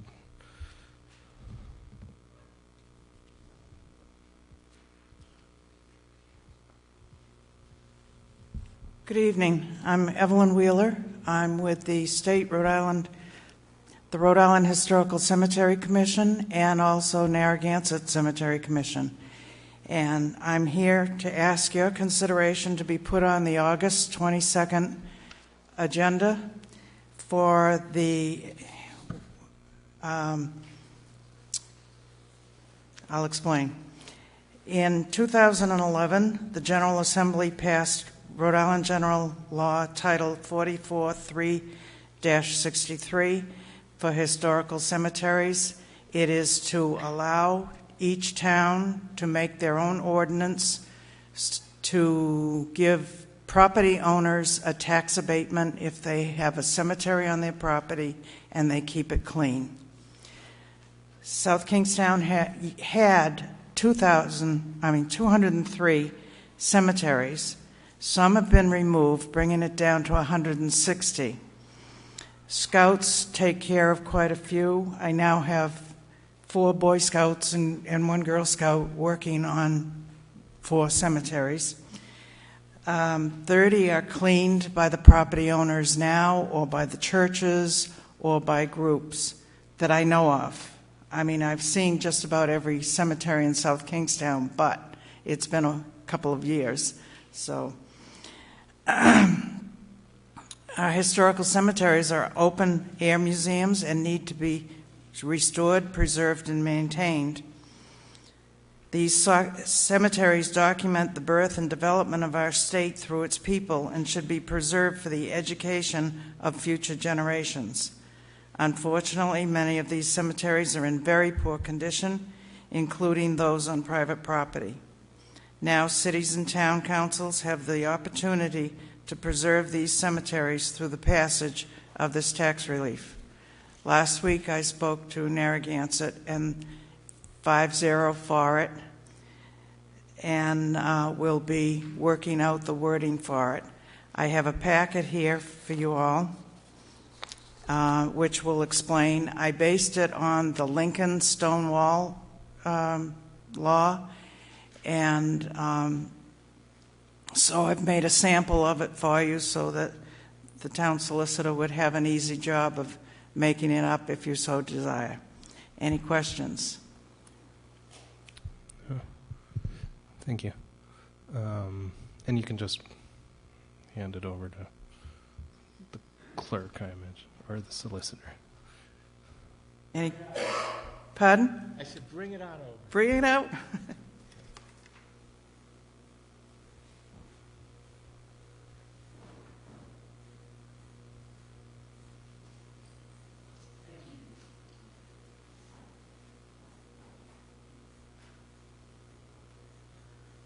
Thank you. Thank you very much. This is the packet that I used to send to the town councils, and unfortunately I had a glitch with my computer, so you have a copy that I crossed out Narragansett on. It's okay. Thank you very much.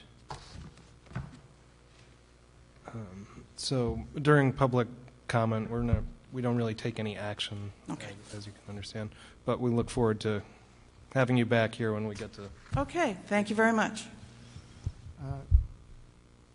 I'm trying to understand what you've just indicated. Do you want something placed on a future agenda?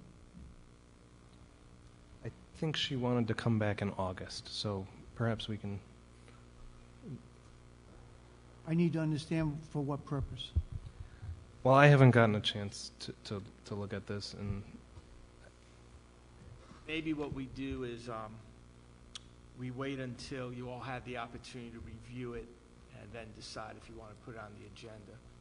Okay. Usually in August, you just have one meeting also, so. Right. I guess what I'm trying to understand is I'm not aware of any community, possibly one, that has a similar ordinance. I'm not sure that the council's asking me to order advertisement for a public hearing to have such an ordinance.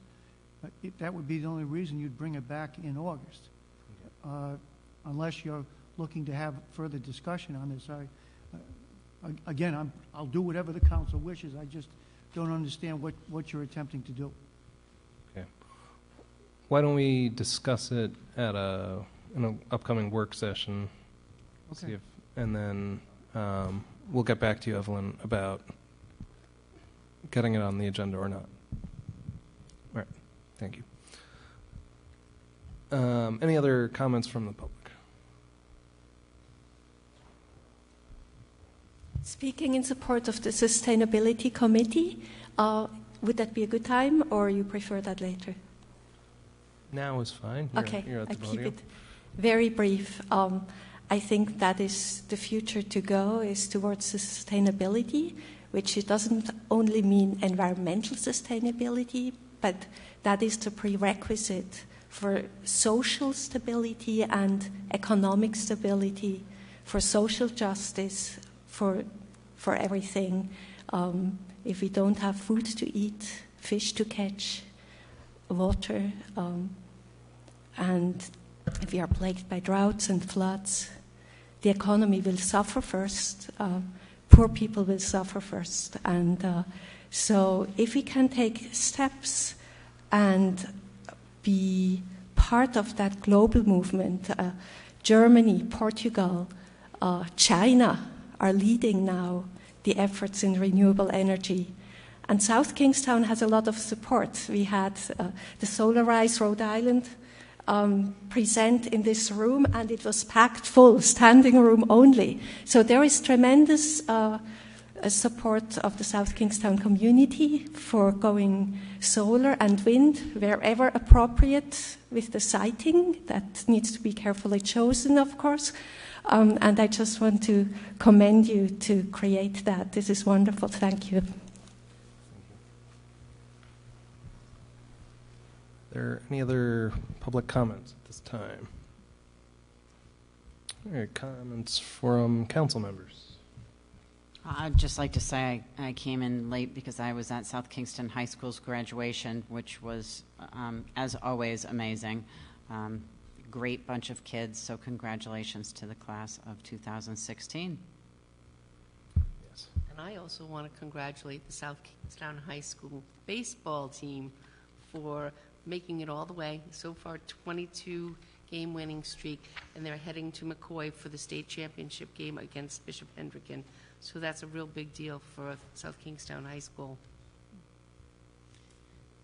And I just want to congratulate John O'Malley at the South Kingstown High School, who's retiring. He was a wonderful teacher, and no doubt everyone at this table was touched by him at some point, and just hope he enjoys his retirement. And sad to see him go, but what an amazing teacher. Lots of students are going to go out in the world with his wisdom, so good luck to him. Any other comments from councilors? That brings us to the town manager. We'll be certifying the tax roll for the 2016-17 year. The tax rate that will be used will be $15.09, and we'll continue to use the $18.71 rate on the motor vehicles. I'll have a full package on the 15th for the council documenting the changes that have occurred within the taxable roll itself and demonstrating what the distribution was. And I'll also be providing you with documentation on the new costs associated with the increases in the exemption program and the increased benefit levels on the for veteran purpose exemptions. So that I will have that for you next week, but the rate will be at the $15.09. Thanks, Steve. Wonderful. Do we have any? Yep. I'd like to make a resolution to reappoint for terms expiring July of 2019 on the Library Board of Trustees, William Colin McCullough and Diane McHugh. Second. So moved. Any discussion? All in favor, say aye. Aye. And they are reappointed. Item 13D is a resolution authorizing an award of bid to East Winds Dry Cleaners, 4619 Post Road, East Greenwich, for dry cleaning and laundry services at the unit prices bid for the July 1st, 2016 through June 30th, 2017 period, further described in a memo from the police chief to the town manager. Recommendation is to stay with East Winds Dry Cleaning as presented in the chief's memorandum. Do I hear a motion? I make a motion to approve item D as presented. Second. So moved. Any discussion? All in favor, say aye. Aye. Aye. And that motion carries unanimously. Item E is a resolution authorizing an award of bid to Comtronics Corp. Of Quincy, Mass. For the replacement of the bidirectional amplifier system at the Public Safety Complex in accordance with all bidding specifications in amount not to exceed $11,008, and as further described in a memo from the police chief to the town manager. Recommendation is the lowest qualified bidder, as presented in the chief's memorandum. Motion to approve agenda item 13E. Second. So moved. Any discussion? All in favor say aye. Aye. And that motion carries unanimously. Item F is a resolution authorizing an award of bid to Narragansett Dockworks, 14 Gull Road, Narragansett, for Matunic Beach Road Protection Improvement Project in an amount not to exceed $1,198,800, including a $200,000 contingency and subject to approval by the Rhode Island Department of Transportation, further detailed in a memo from the Public Services Director to the town manager. Could you add to that, Abel, a clause that says also subject to the termination of the contract with HK&S? So added.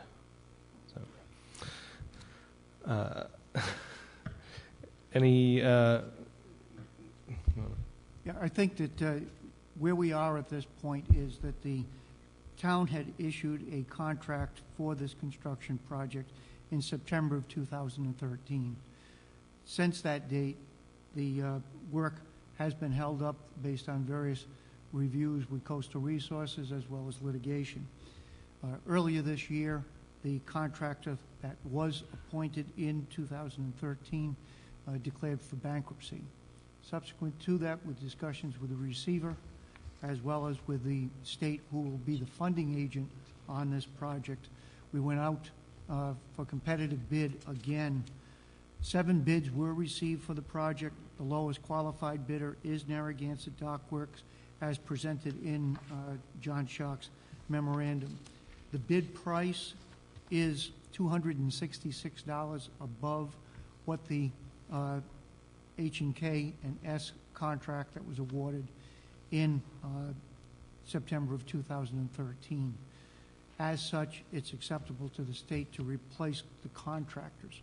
There still will be costs that will be reimbursed either through the bankrupt contractor or his bonding agents that we will be dealing with. But as of this evening, we're recommending the termination of that contract and the award of a new contract to the Narragansett Dockworks for the price of $998,000 plus a $200,000 contingency. We used a $200,000 contingency as well back in 2013. I'll answer any questions council may have at this time. I had a couple of questions. The outcome of the CRMC hearing tomorrow, will it affect or change whether or not this contract should be awarded? I guess my concern is, would anything change after tomorrow's hearing that might jeopardize this contract that we... None whatsoever. It's been placed on the record by the CRMC Executive Director on multiple occasions that the application that's pending, which is a joint application with the town and Kevin Finnegan, is in fact not going to provide the supports necessary and protection for the road. This project needs to be completed regardless of whether the relic wall is reconstructed in accordance with that application that's pending for this for tomorrow evening. So no, this has really no impact on that project. This project would need to be completed even if his project that he proposes to accomplish with that application tomorrow evening is approved by Coastal and survives any court challenge. How long is the bid good for? Like, do we have a time that we could change it? Is there, with our normal bids, is there like a 60-day process for if we needed to change anything? I guess I'm just concerned that depending on what happens with CRMC, if any of our plans or our timelines changed, if something was challenged, that we would be stuck in a contract. Two projects are totally independent of one another. Regardless of what happens with that other application, this application and this construction project must be completed. So the council could never change that project if we didn't want to do Once you it? award a contract, you would be subject to penalties if you were to try to withdraw from the contract. Correct, but I mean, we could never decide that that wasn't the wall we wanted to build, is what you're saying. I think the decision's been made by councils in the past that this is the wall that's necessary to be built for public safety purpose. Well, and to further that, this particular wall that this contract is going to build is the one and the specs that CRMC has approved. So we would have to go back to CRMC, even if we wanted to go in a different direction, which if you vote for this contract tonight, you cannot. But even if without mutual agreement with the contracting party. But CRMC approved a specific plan, and that's what we have to build it according to that plan. It'd be no different than if CRMC approves something for your own backyard, whether it be wastewater, whatever. So it is subject to being built according to the way it was approved. So we couldn't change it without even going back to CRMC. Okay, so the hearing that we're having tomorrow is just for the joint application for the Mary Carpenter relic wall, right, has nothing to do with this. So CRMC has already said that it's not, that wall will never be sufficient in protecting the road as opposed to this wall. Correct.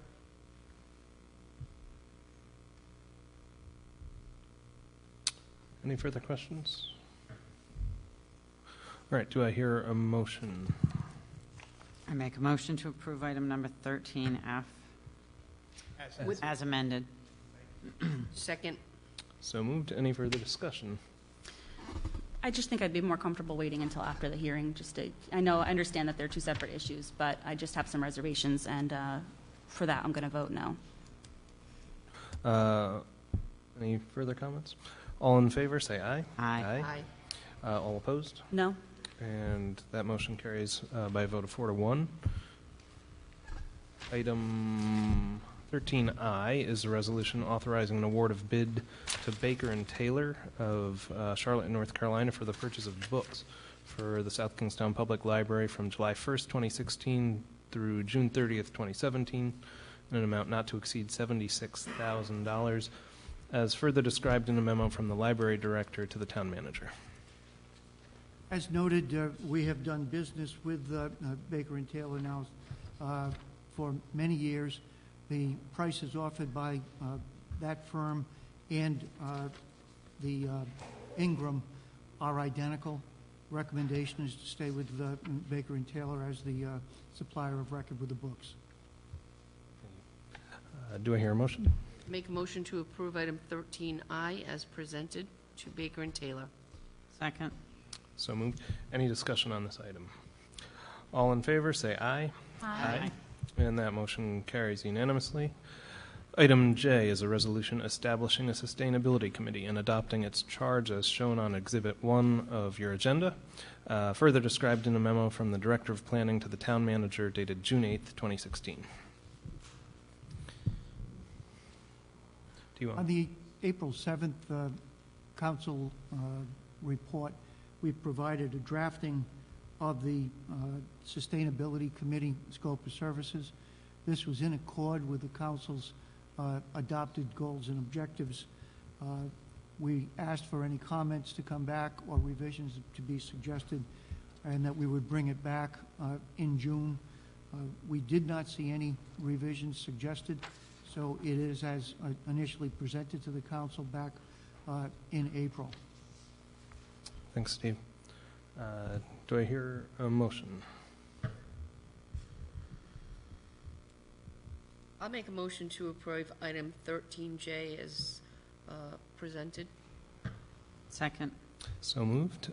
Discussion? I think I have to say something. I'm really proud that the town is considering doing this, joining a couple other towns in the state that have similar committees. I think as we've heard testimony, there's been an amazing amount of interest through our Solarize program here in town, and a lot of opportunity for economic development and for helping the environment at the same time. So I look forward to seeing what great town residents come forward to be a part of it, and seeing what work they can get done. So that's all I have to say. Any further comments? Yeah, I'll just make a couple of comments. I know during the meeting where we discussed adding this, there was an awful lot of discussion about our planning department does a lot of what is proposed in this committee. So I just want to be sure that there isn't a whole lot of redundancy and that there's a clear delineation between this committee and what our planning departments are continually working on. And as it's been pointed out to us, it's very, very important, and we've seen this on other town boards and commissions, that this is a very balanced board. So this council and future councils should be very careful in appointing to keep a balance. Agreed. All right. Any other comments? All right. All in favor, say aye. Aye. And that motion carries unanimously. Item K is a resolution proposed by Councilwoman Gledhill relative to adoption of a policy requiring financial statements from nonprofit organizations applying to the town council for funding during the budgetary process. The policy should include a requirement for presentation of a mission statement, a description of their activities and how the fund would be utilized, as well as their audited financial statements, and in the absence of audited statements, current financial statement.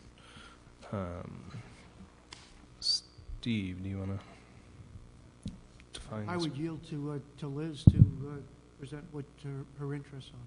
Sure. Well, first, I want to say that as it's presented or written in the agenda, I would omit the words during the budgetary process. I just think it's prudent any organization that comes before us and asks us for money, we have a clear understanding of how they're spending their money and how they run their organization. We already request that information from humanitarian agencies, which I think is an obvious request to make. I don't mean for this to be a burden for any of the smaller nonprofits that come before us and ask for money, which is why it says in the absence of audited statements, current financial statements. So basically what I was thinking was when any organization comes to us at any time for any money, they have to provide information about their group, how they're spending their money, so we know, because really it's not our money to be giving away, it's the taxpayers, and I just want to be as prudent as possible in giving all that having all that information when making the choice. And Steve, when we do get the requests annually from the humanitarian agencies, typically that information about their financial statements and anything like that, that's not included in our budget document, correct? No, the information is handled at the staff level. We present to you during the budget what has been presented to us, but we don't provide you. Actually, it's about 2 inches thick. Right. Because you've got 13 agencies that are reporting. Some are giving us full financial statements. Right. But that's something Most of those organizations are larger organizations. Right. Receiving funding.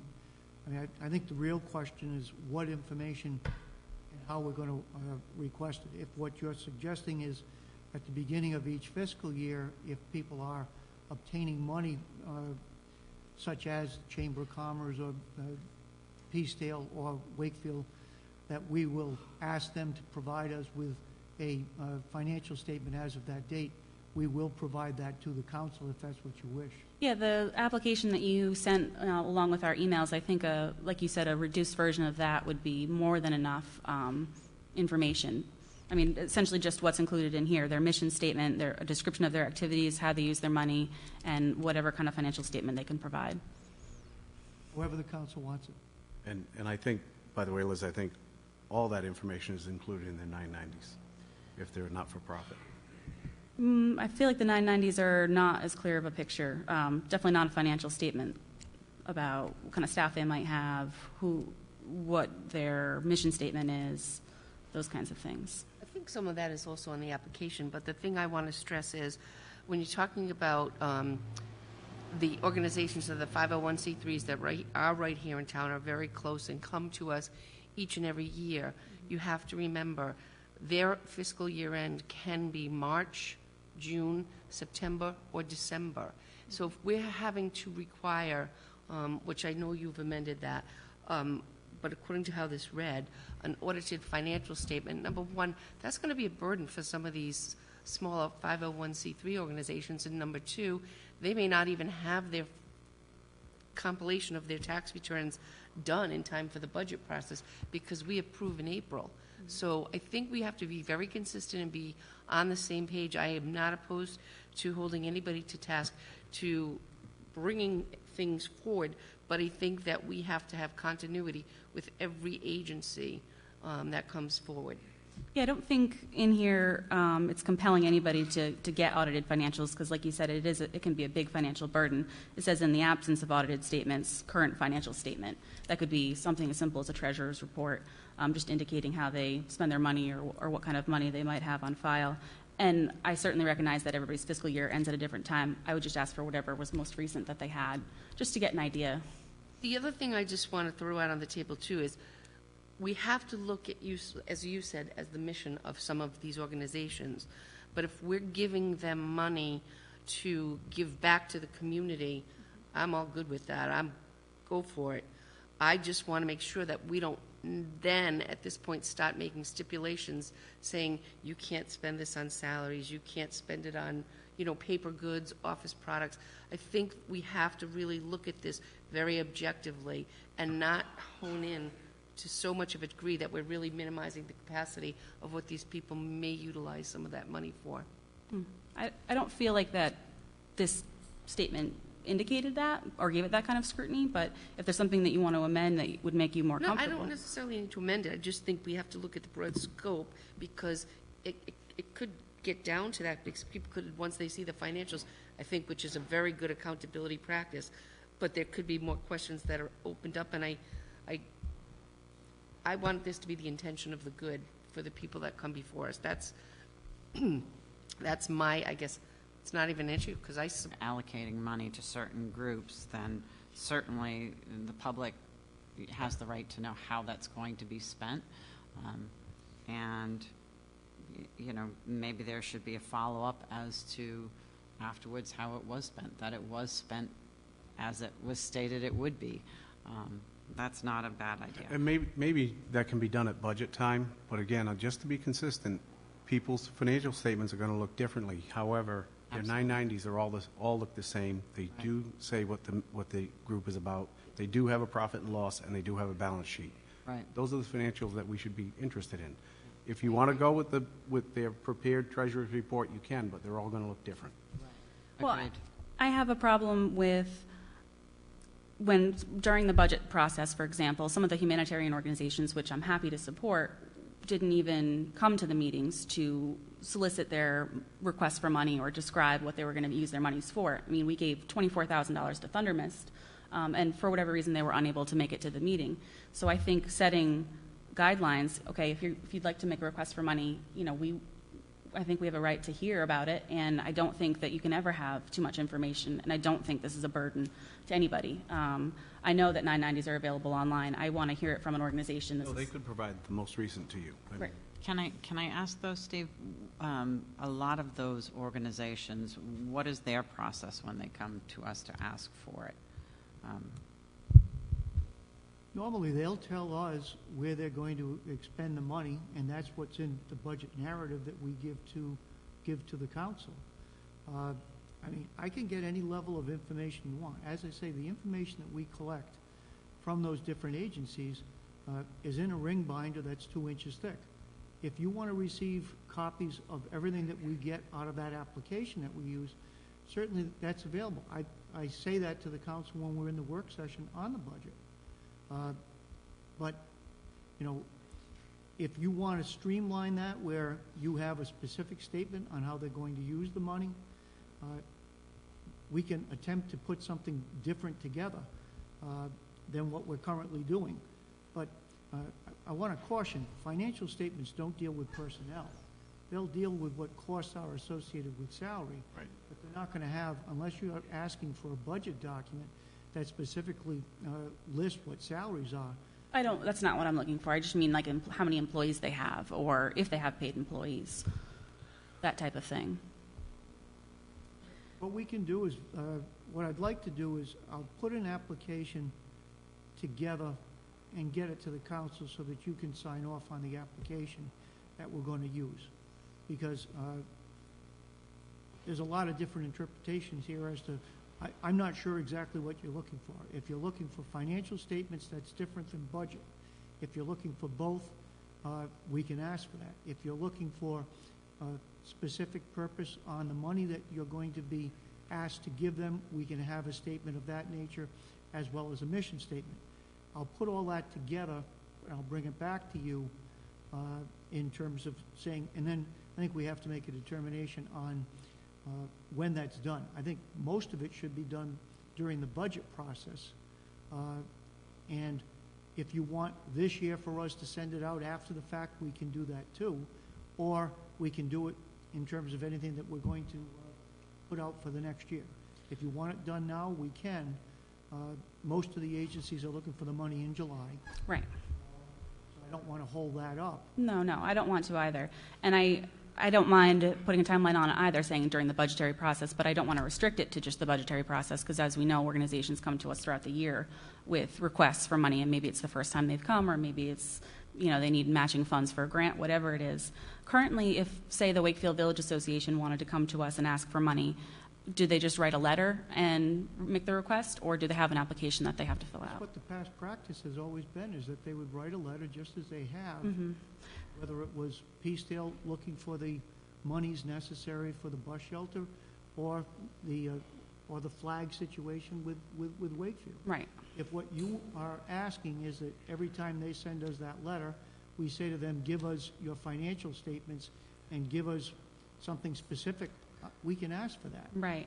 I just think that there should be something more than, there should be a process, whether it's an application or just like Meg said, it should be the same for everybody. There should be a standard. Okay, well, anybody who asks for information, this is what we want from them first. Ask for financial support. Maybe yes and no, because some of the bigger organizations that come to us and ask for money, say Easter Seals, we can certainly do our own research to find out about their organization. That's a bigger organization. You can look up their 990s. We can certainly find out what we need to, and they're filling out the application process. I think possibly it's the smaller ones where you can't necessarily find out. It's the smaller organizations don't have that same vetting process. So I think it's more applicable to the smaller organizations than the bigger ones, because they're already doing it.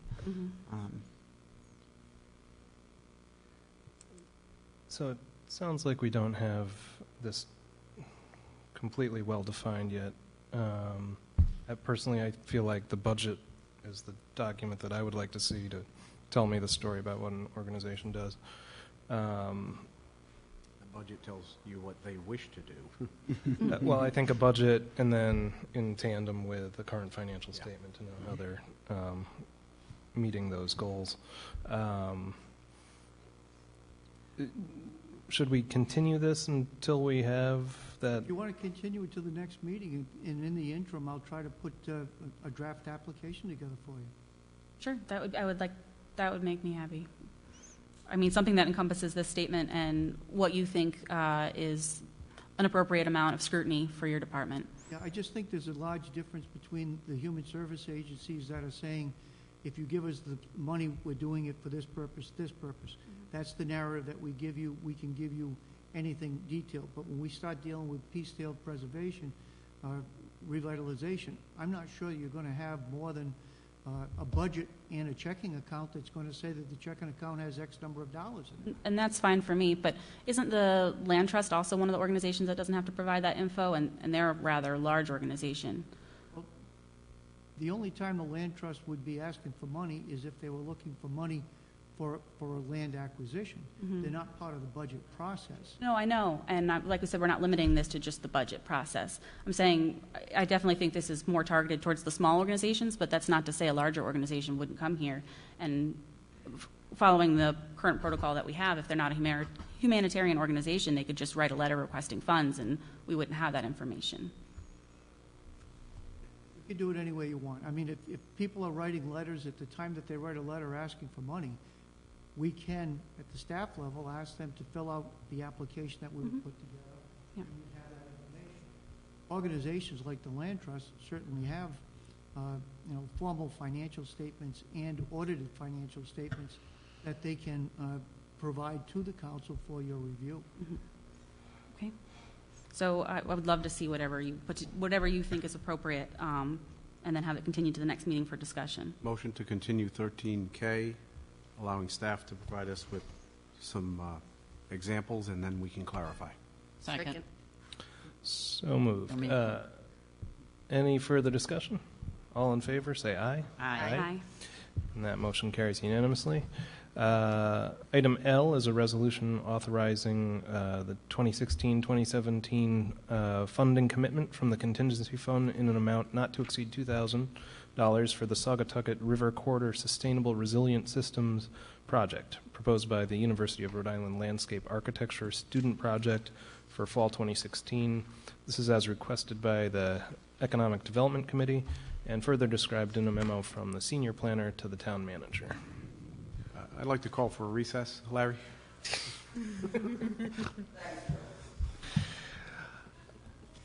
Steve. You have a memo. I mean, Larry's here. I don't know. Larry, do you want to present? I'll answer any questions, but to be brief would be my preference. Please, So go ahead. No, go ahead. Economic Development Committee has provided a memo through Doug indicating that they would like to have a study conducted that has an overall cost of $8,000. This would work through URI Landscape Architect study, and it would be grad students that would take a look and evaluate existing conditions on the river corridor, the Saugatucket River Corridor, identify opportunities and constraints, and to develop a vision statement. We've worked with this professor in the past in terms of looking at different projects. What economic development has indicated is that there's $1,872 available within EDC's control, monies that were available after a past program. There's also been outside funding support that in the amount of $4,000 that will come either through South County Sand and Gravel in conjunction with or with Wakefield Village Association. And Larry's coming up to the bar with $128. Got it. Memo. That would leave between $500 and $2,000. I put onto the agenda the $2,000 because essentially the difference between the $5,000 and the $2,000 would be to have a written report and a documented report that would be prepared subsequent to the semester. Usually what happens is the students work, they put the product together, then there's 2 grad students that are hired at the end that work with the professor to take everything and put it into a written document. So overall, the project would go for $8,000. What I said to the council earlier is that we have a scope that's been prepared by Will Green, the professor. We'd like to have that reviewed in conjunction with the planning department for us to provide better definition as to the scope of the area that's going to be studied and what some of the deliverables will be in the study itself. So it would be the EDC working in conjunction with the planning department to come up with a product through the fall semester. To do that, they would need the council to provide an authorization from contingency of up to $2,000. Thank you. That's it? That was short. Yeah. Any questions? Any questions for Larry? This looks great. Yeah, we're looking to see if we can open up the river for economic development, open it up for families to use as opposed to being overgrown. Yeah. Makes sense. And this is all part of your initiative with the EDC to revitalize downtown? Correct. Great. It's the biggest natural resource we have right in town. Beautiful river. Should Larry prepare financial statements? I would make a motion to approve agenda item 13L. please. Second. Thank you, Joe. I'm going to say no. So moved. All right, any further discussion? All in favor, say aye. Aye. Great work. That motion carries unanimously. Item M, a resolution authorizing the abatement of uncollectible tangible personal property taxes for 2005 in the amount of $3,720.64, and uncollectible motor vehicle taxes for 2005 in the amount of $16,983.81, for a combined total of uncollectible 2005 taxes in the amount of $20,704.45, as further described in the memo from the Finance Director to the Town Manager. As noted in Trish's memorandum on the subject, from 2005, there's a 10-year statute of limitation. We have done everything that we could within the collection process, as well as to turn over the uncollectibles to a collection agent who, in fact, has collected a portion of it. At this point, the amount that's being written off is 0.04% of the total tax levy for the 2005 year. So I think we've got great success in terms of our collection rate, but for accounting purposes and for our audit, we would need to write off this indebtedness for both the personal property and for the motor vehicle outstanding delinquent taxes. Thank you. Do I hear a motion? I'll make a motion to approve item number 13M. Second. So moved. Any discussion? All in favor, say aye. Aye. And that motion carries unanimously.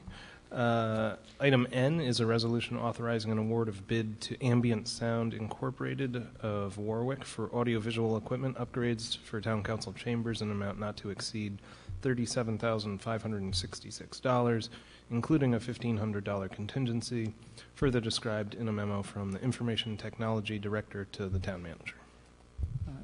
In making the process to address the council's interest in going to live television broadcasts, we have documented what the equipment requirements will be, and we're looking to have that funded through the 2015-16 year budget. There is a small contingency here for any other incidental items that are going to be necessary for bringing the program forward. As I indicated, there will be 2 large screen HD TVs that will be attached to the wall. There will also be all of the equipment necessary with a new camera, as well as the mixing equipment that's necessary for being able to get to the broadcast. We're expecting the broadcast will begin sometime in either late August, the last meeting in August, or the most likely in the month of September. We have to deal with Cox to get additional equipment that they will have ownership of into the building and get that out to the street.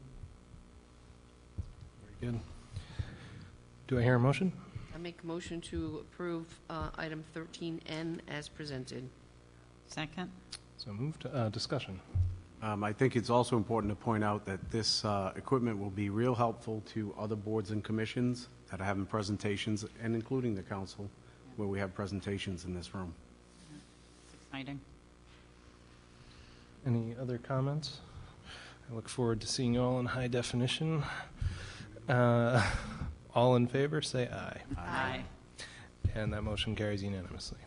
Item O, a resolution authorizing the submittal of an application to the Rhode Island Department of Environmental Management for funding through the Recreation Acquisition and Development Grant Program for the purpose of constructing the proposed bike spur from Broad Rock Playfields to South County Commons, further described in a memo from the Director of Leisure Services to the Town Manager. This is in accord with the capital improvement program as we attempt to solicit state funding for this program. Do I hear a motion? I make a motion to approve item 13O. Second. So moved. Any discussion? This is a great project that's been, on our radar for quite a while. I'm glad to see this moving forward. I do have a question. Actually, Steve, are we going to pave that path, or were we going to try and leave it in its natural state and just kind of fix a couple areas? Because I remember there was some discussion about it being a really nice At this point, we've asked for full paving of the project. Whether we obtain a full grant amount is yet to be seen. Okay. Okay. Motion is on the floor. All in favor say aye. Aye. And that motion carries unanimously. Item P is a resolution authorizing an award of bid to Ocean State Transit of West Kingston for bus transportation services in accordance with all bidding specifications at the unit prices bid for a 3-year contract from July 1st, 2016 through June 30th, 2019, in an amount not to exceed $15,000 for 2016-2017, $17,000 for 2017-2018, and $19,000 for 2018-2019, subject to annual appropriation of funding, further described in a memo from the Director of Leisure Services to the Town Manager. As noted in Terry's memorandum, the recommendation is to go with the Ocean State. There's a difference of around $488. The fact that Ocean State is located with a depot in South Kingstown and also services the school system and has a greater number of drivers available, recommendation is to go with them for the 3-year contract. Thank you. Do I hear a motion? I make a motion to approve item number 13P. Second. So moved. Any further discussion? All in favor say aye. Aye. Aye. Aye. Sorry. That motion carries unanimously. Item Q is a resolution authorizing an award of bid to Graphic Perspective of Willard Avenue in Wakefield for recreational T-shirts in an amount not to exceed $12,119 in accordance with all bid specifications, with the option to extend the award through 2017-2018 at prices as submitted. Further described in a memo from Director of Leisure Services to the Town Manager. Recommendation is to go with Graphic Perspectives, an in-town provider that also Perspectives has a mission to provide support and employment for people with disability. We think it's an excellent fit. We've worked with them in the past and like to continue to do business with them. Thank you. I make a motion to approve item number 13Q. Second. So moved. Any discussion? All in favor say aye. Aye. And that motion carries unanimously. Brings us to item S, a resolution authorizing an award of bid to Dombra Construction Company of Jefferson Boulevard in Warwick for the town's pavement reclamation and overlay program in an amount not to exceed $830,000, further detailed in a memo from the Public Services Director to the Town Manager. As noted for the 16-17 year, there's several roads: Matunic Beach Road, Moonstone Beach Road from US 1 to Post Road, Charles Street, Cherry Lane, and Barbers Pond Road, which are scheduled for improvements. The overall cost associated with those, lowest qualified bidder was D'Ambra Construction at $567,789. We're also anticipating, based on funding that's available and transfers that will be available from the operating account, to increase and also do Woodruff Avenue between Robinson Street and Narragansett Town Line. Based on the prices that have been bid, we believe that all of that can be done within the $830,000, inclusive of a contingency. We are going on unit prices here. Once we begin road construction, we have to determine what areas are going to just have overlay and which are going to be for reconstruction. So we'll be using that as a not to exceed number at this point. We may also be back to you in the future if there's additional roads that we feel can be done during the paving season. Great. Do I hear a motion? Motion to approve agenda item 13S. Second. So moved. Any further discussion? We didn't talk about this at Town Manager's report, but would this be a good time to talk about potential Matunic Beach Road accelerated? Yeah, I mentioned to the council that we have an opportunity with D'Ambra to be able to attempt to get Matunic Beach Road completed as far as the repaving in advance of the 4th of July. So we would have about a 2-week window. We looked at that as being an appropriate consideration since it would only overlap school operations by 3 days. If we, as we did in the bidding documents, require them to wait till after Labor Day, we would be up against school being open on a day-to-day basis while the construction was going on. There's going to be additional analysis that we need to do tomorrow in terms of a direct discussion with the contractor, and we may provide that authorization to proceed. The other thing I mentioned to you in the pre-session is that in bringing in Woodruff Avenue, we will be looking at the approximately 4 or 5 house lots that have sidewalks that were installed many, many years ago that lead nowhere and are in deplorable condition. For us to be able to, what we will be doing in that repaving is we will be also addressing the rest of the right-of-way and reseeding that area and taking out any of the broken materials. So it'll be more than just a repaving when we deal with Woodruff Avenue. But the existing conditions there can't be left in their current state. Thanks, Steve. All right, motion on the floor. All in favor say aye. Aye. And that motion carries unanimously. Item U is a resolution authorizing tax collection procedures as shown on Exhibit 2 of your agenda. Do you want to discuss these, Steve? This is the same resolution that we've used for as many years as I can remember. The only thing that changes on a yearly basis is the amount of the tax levy.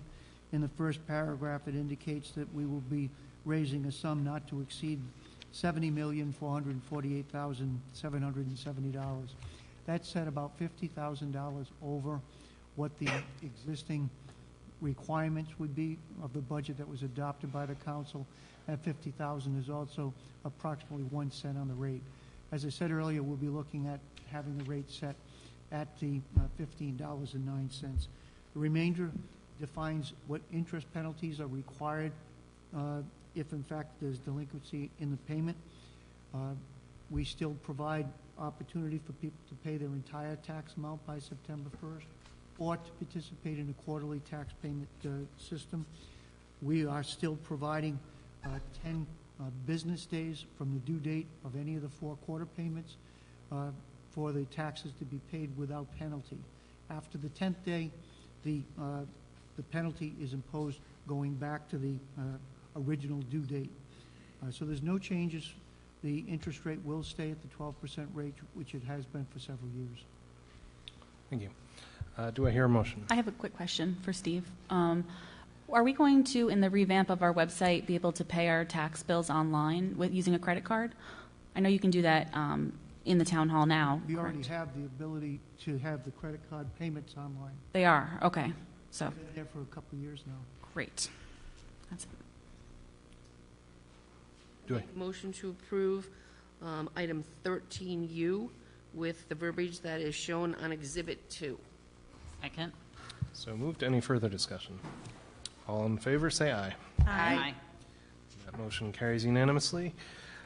Item V, a resolution authorizing fund transfers as shown on Exhibit 3 attached to your agenda.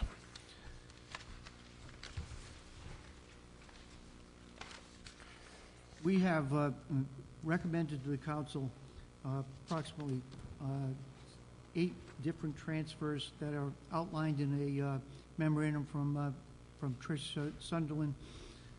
As you can see, what we're trying to do is to address some of the issues that are ongoing within our capital improvement program, where funds that are left within our operating program can be transferred into those capital reserve accounts to be able to either expedite capital improvement programs or to minimize what future expenses will be with those programs.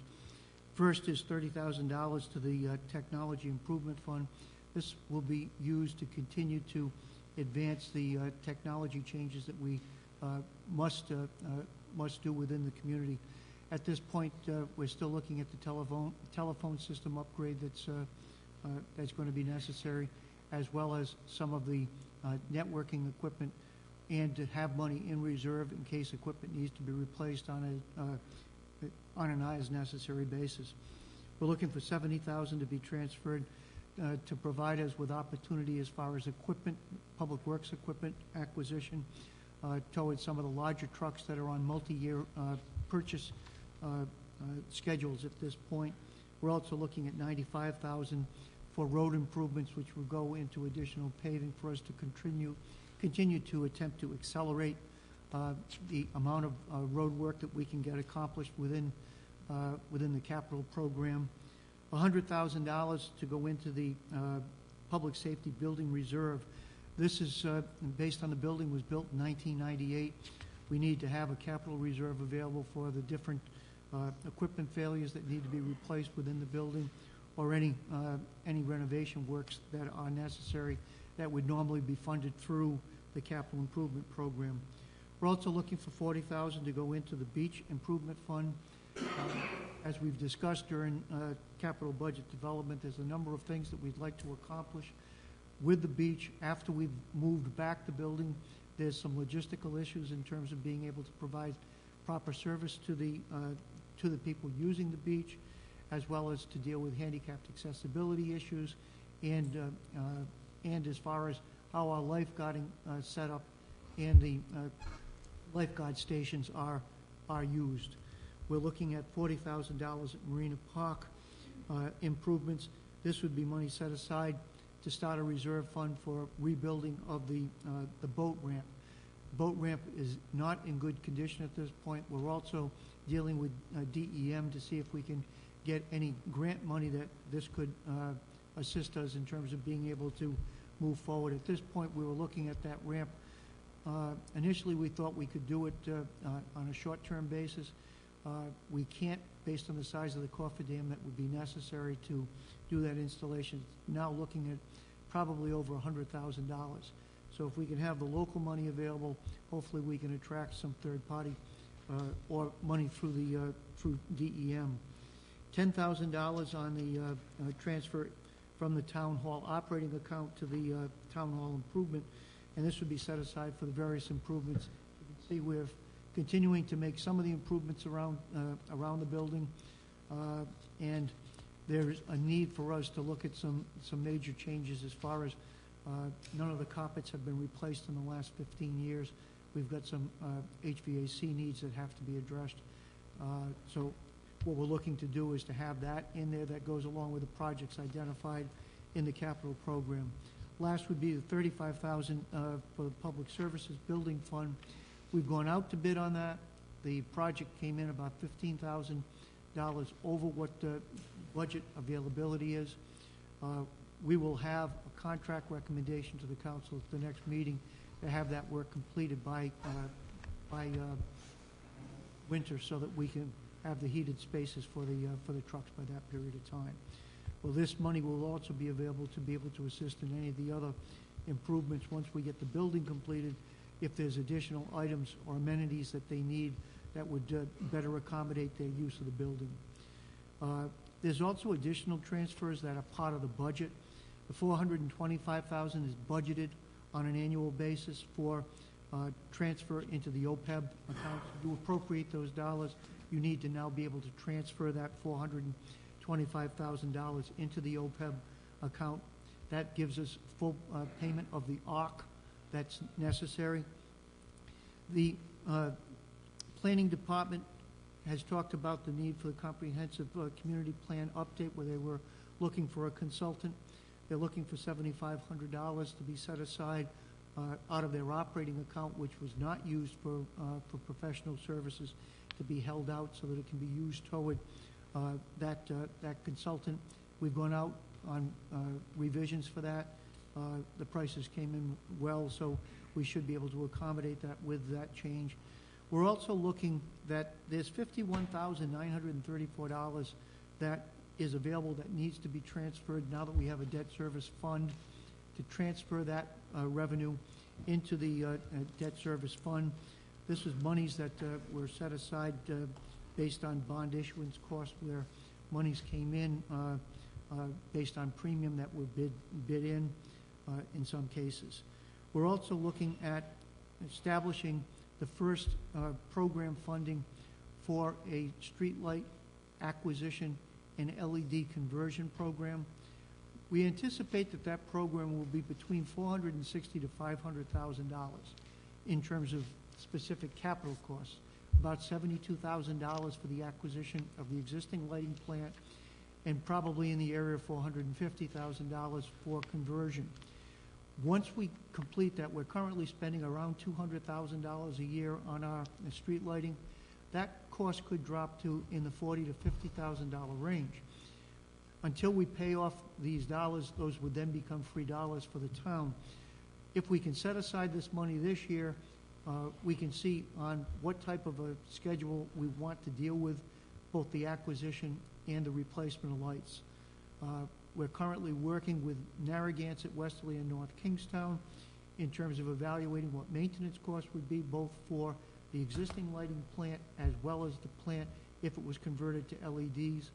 We're also out with National Grid requesting a final cost for the acquisition of the lights, and we can then come up with a schedule. One schedule may be that we just buy the lights at this point and maintain them until we build up a reserve to be able to do the LED conversion, or we may want to look at front-loading the conversion and being able to take greater value in terms of reduced operating costs and less energy use by accelerating that program.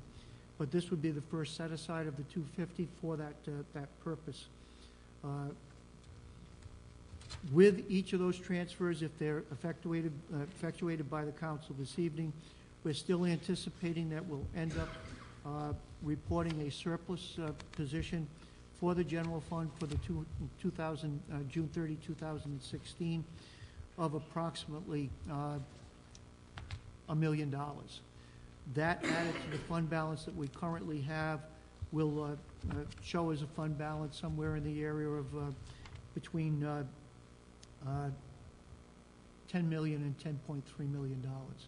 So we'll be within the target of about a 13.5% of what our budget is, which our range is between 10% and 16 2/3. So everything will be in balance, provided we're able to make those transfers with council authorization this evening. Thanks, Steve. Really testament to the prudent fiscal management that we had to $2 million and be able to put it away for these good causes. Do I hear a motion? I make a motion to approve item 13B, the resolution authorizing fund transfers has been presented by Exhibit 3. Second. So moved. Any discussion? I had a question, Steve. Is this similar to what you see in previous years for the surplus that we usually have? Is the transfer... I mean, the general surplus that we have this year, do you think that that's in line with what we usually are? We've had surpluses up to $1.8, $1.9 million. We're normally in the $1 million range, but remember, we use about $675,000 of fund balance on a yearly basis to balance the following year's budget. So if we don't have at least $675, we're reducing what the overall funds held in balance are. So we're always going to be above that dollar amount as far as our target. We don't allow spending in the departments for year end. We require, and in fact, with the new accounting system, it's a much more strict system in terms of people staying within each of the object codes so that, and they have to get approvals from both the finance and from the manager's office as far as budget transfers. So what we attempt to do is to run as lean as possible, then, if possible, be able to move those dollars into capital so that we can minimize what the capital needs will be in the future and be able to accelerate dealing with things sooner rather than later, because sometimes if we put projects off, they become much more expensive. Right. Thank you. Any further comments, discussion? All in favor, say aye. Aye. That motion carries unanimously. Item W, a resolution adopting the reimbursement resolution prepared by Bond Council, authorizing the advancement of funds from the town treasury and the subsequent reimbursement from bond proceeds, as shown on Exhibit 4 attached to your agenda. Further detailed in a memo from the finance director to the town manager.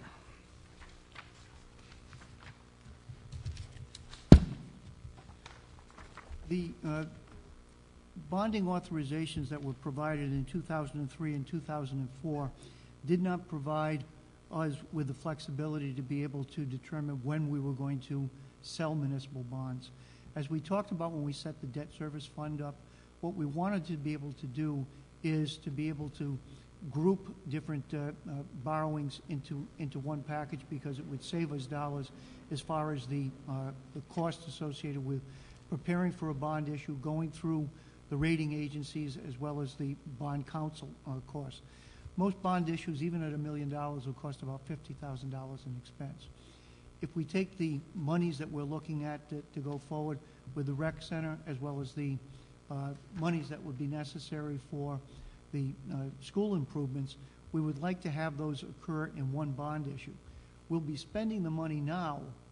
What we'll be able to do is to pay the expenses through undesignated fund balance that's held, because it's cheaper for us in a time when the investment earnings on what we maintain, and we talked about this on the investment policy, is less than what we would borrow it for.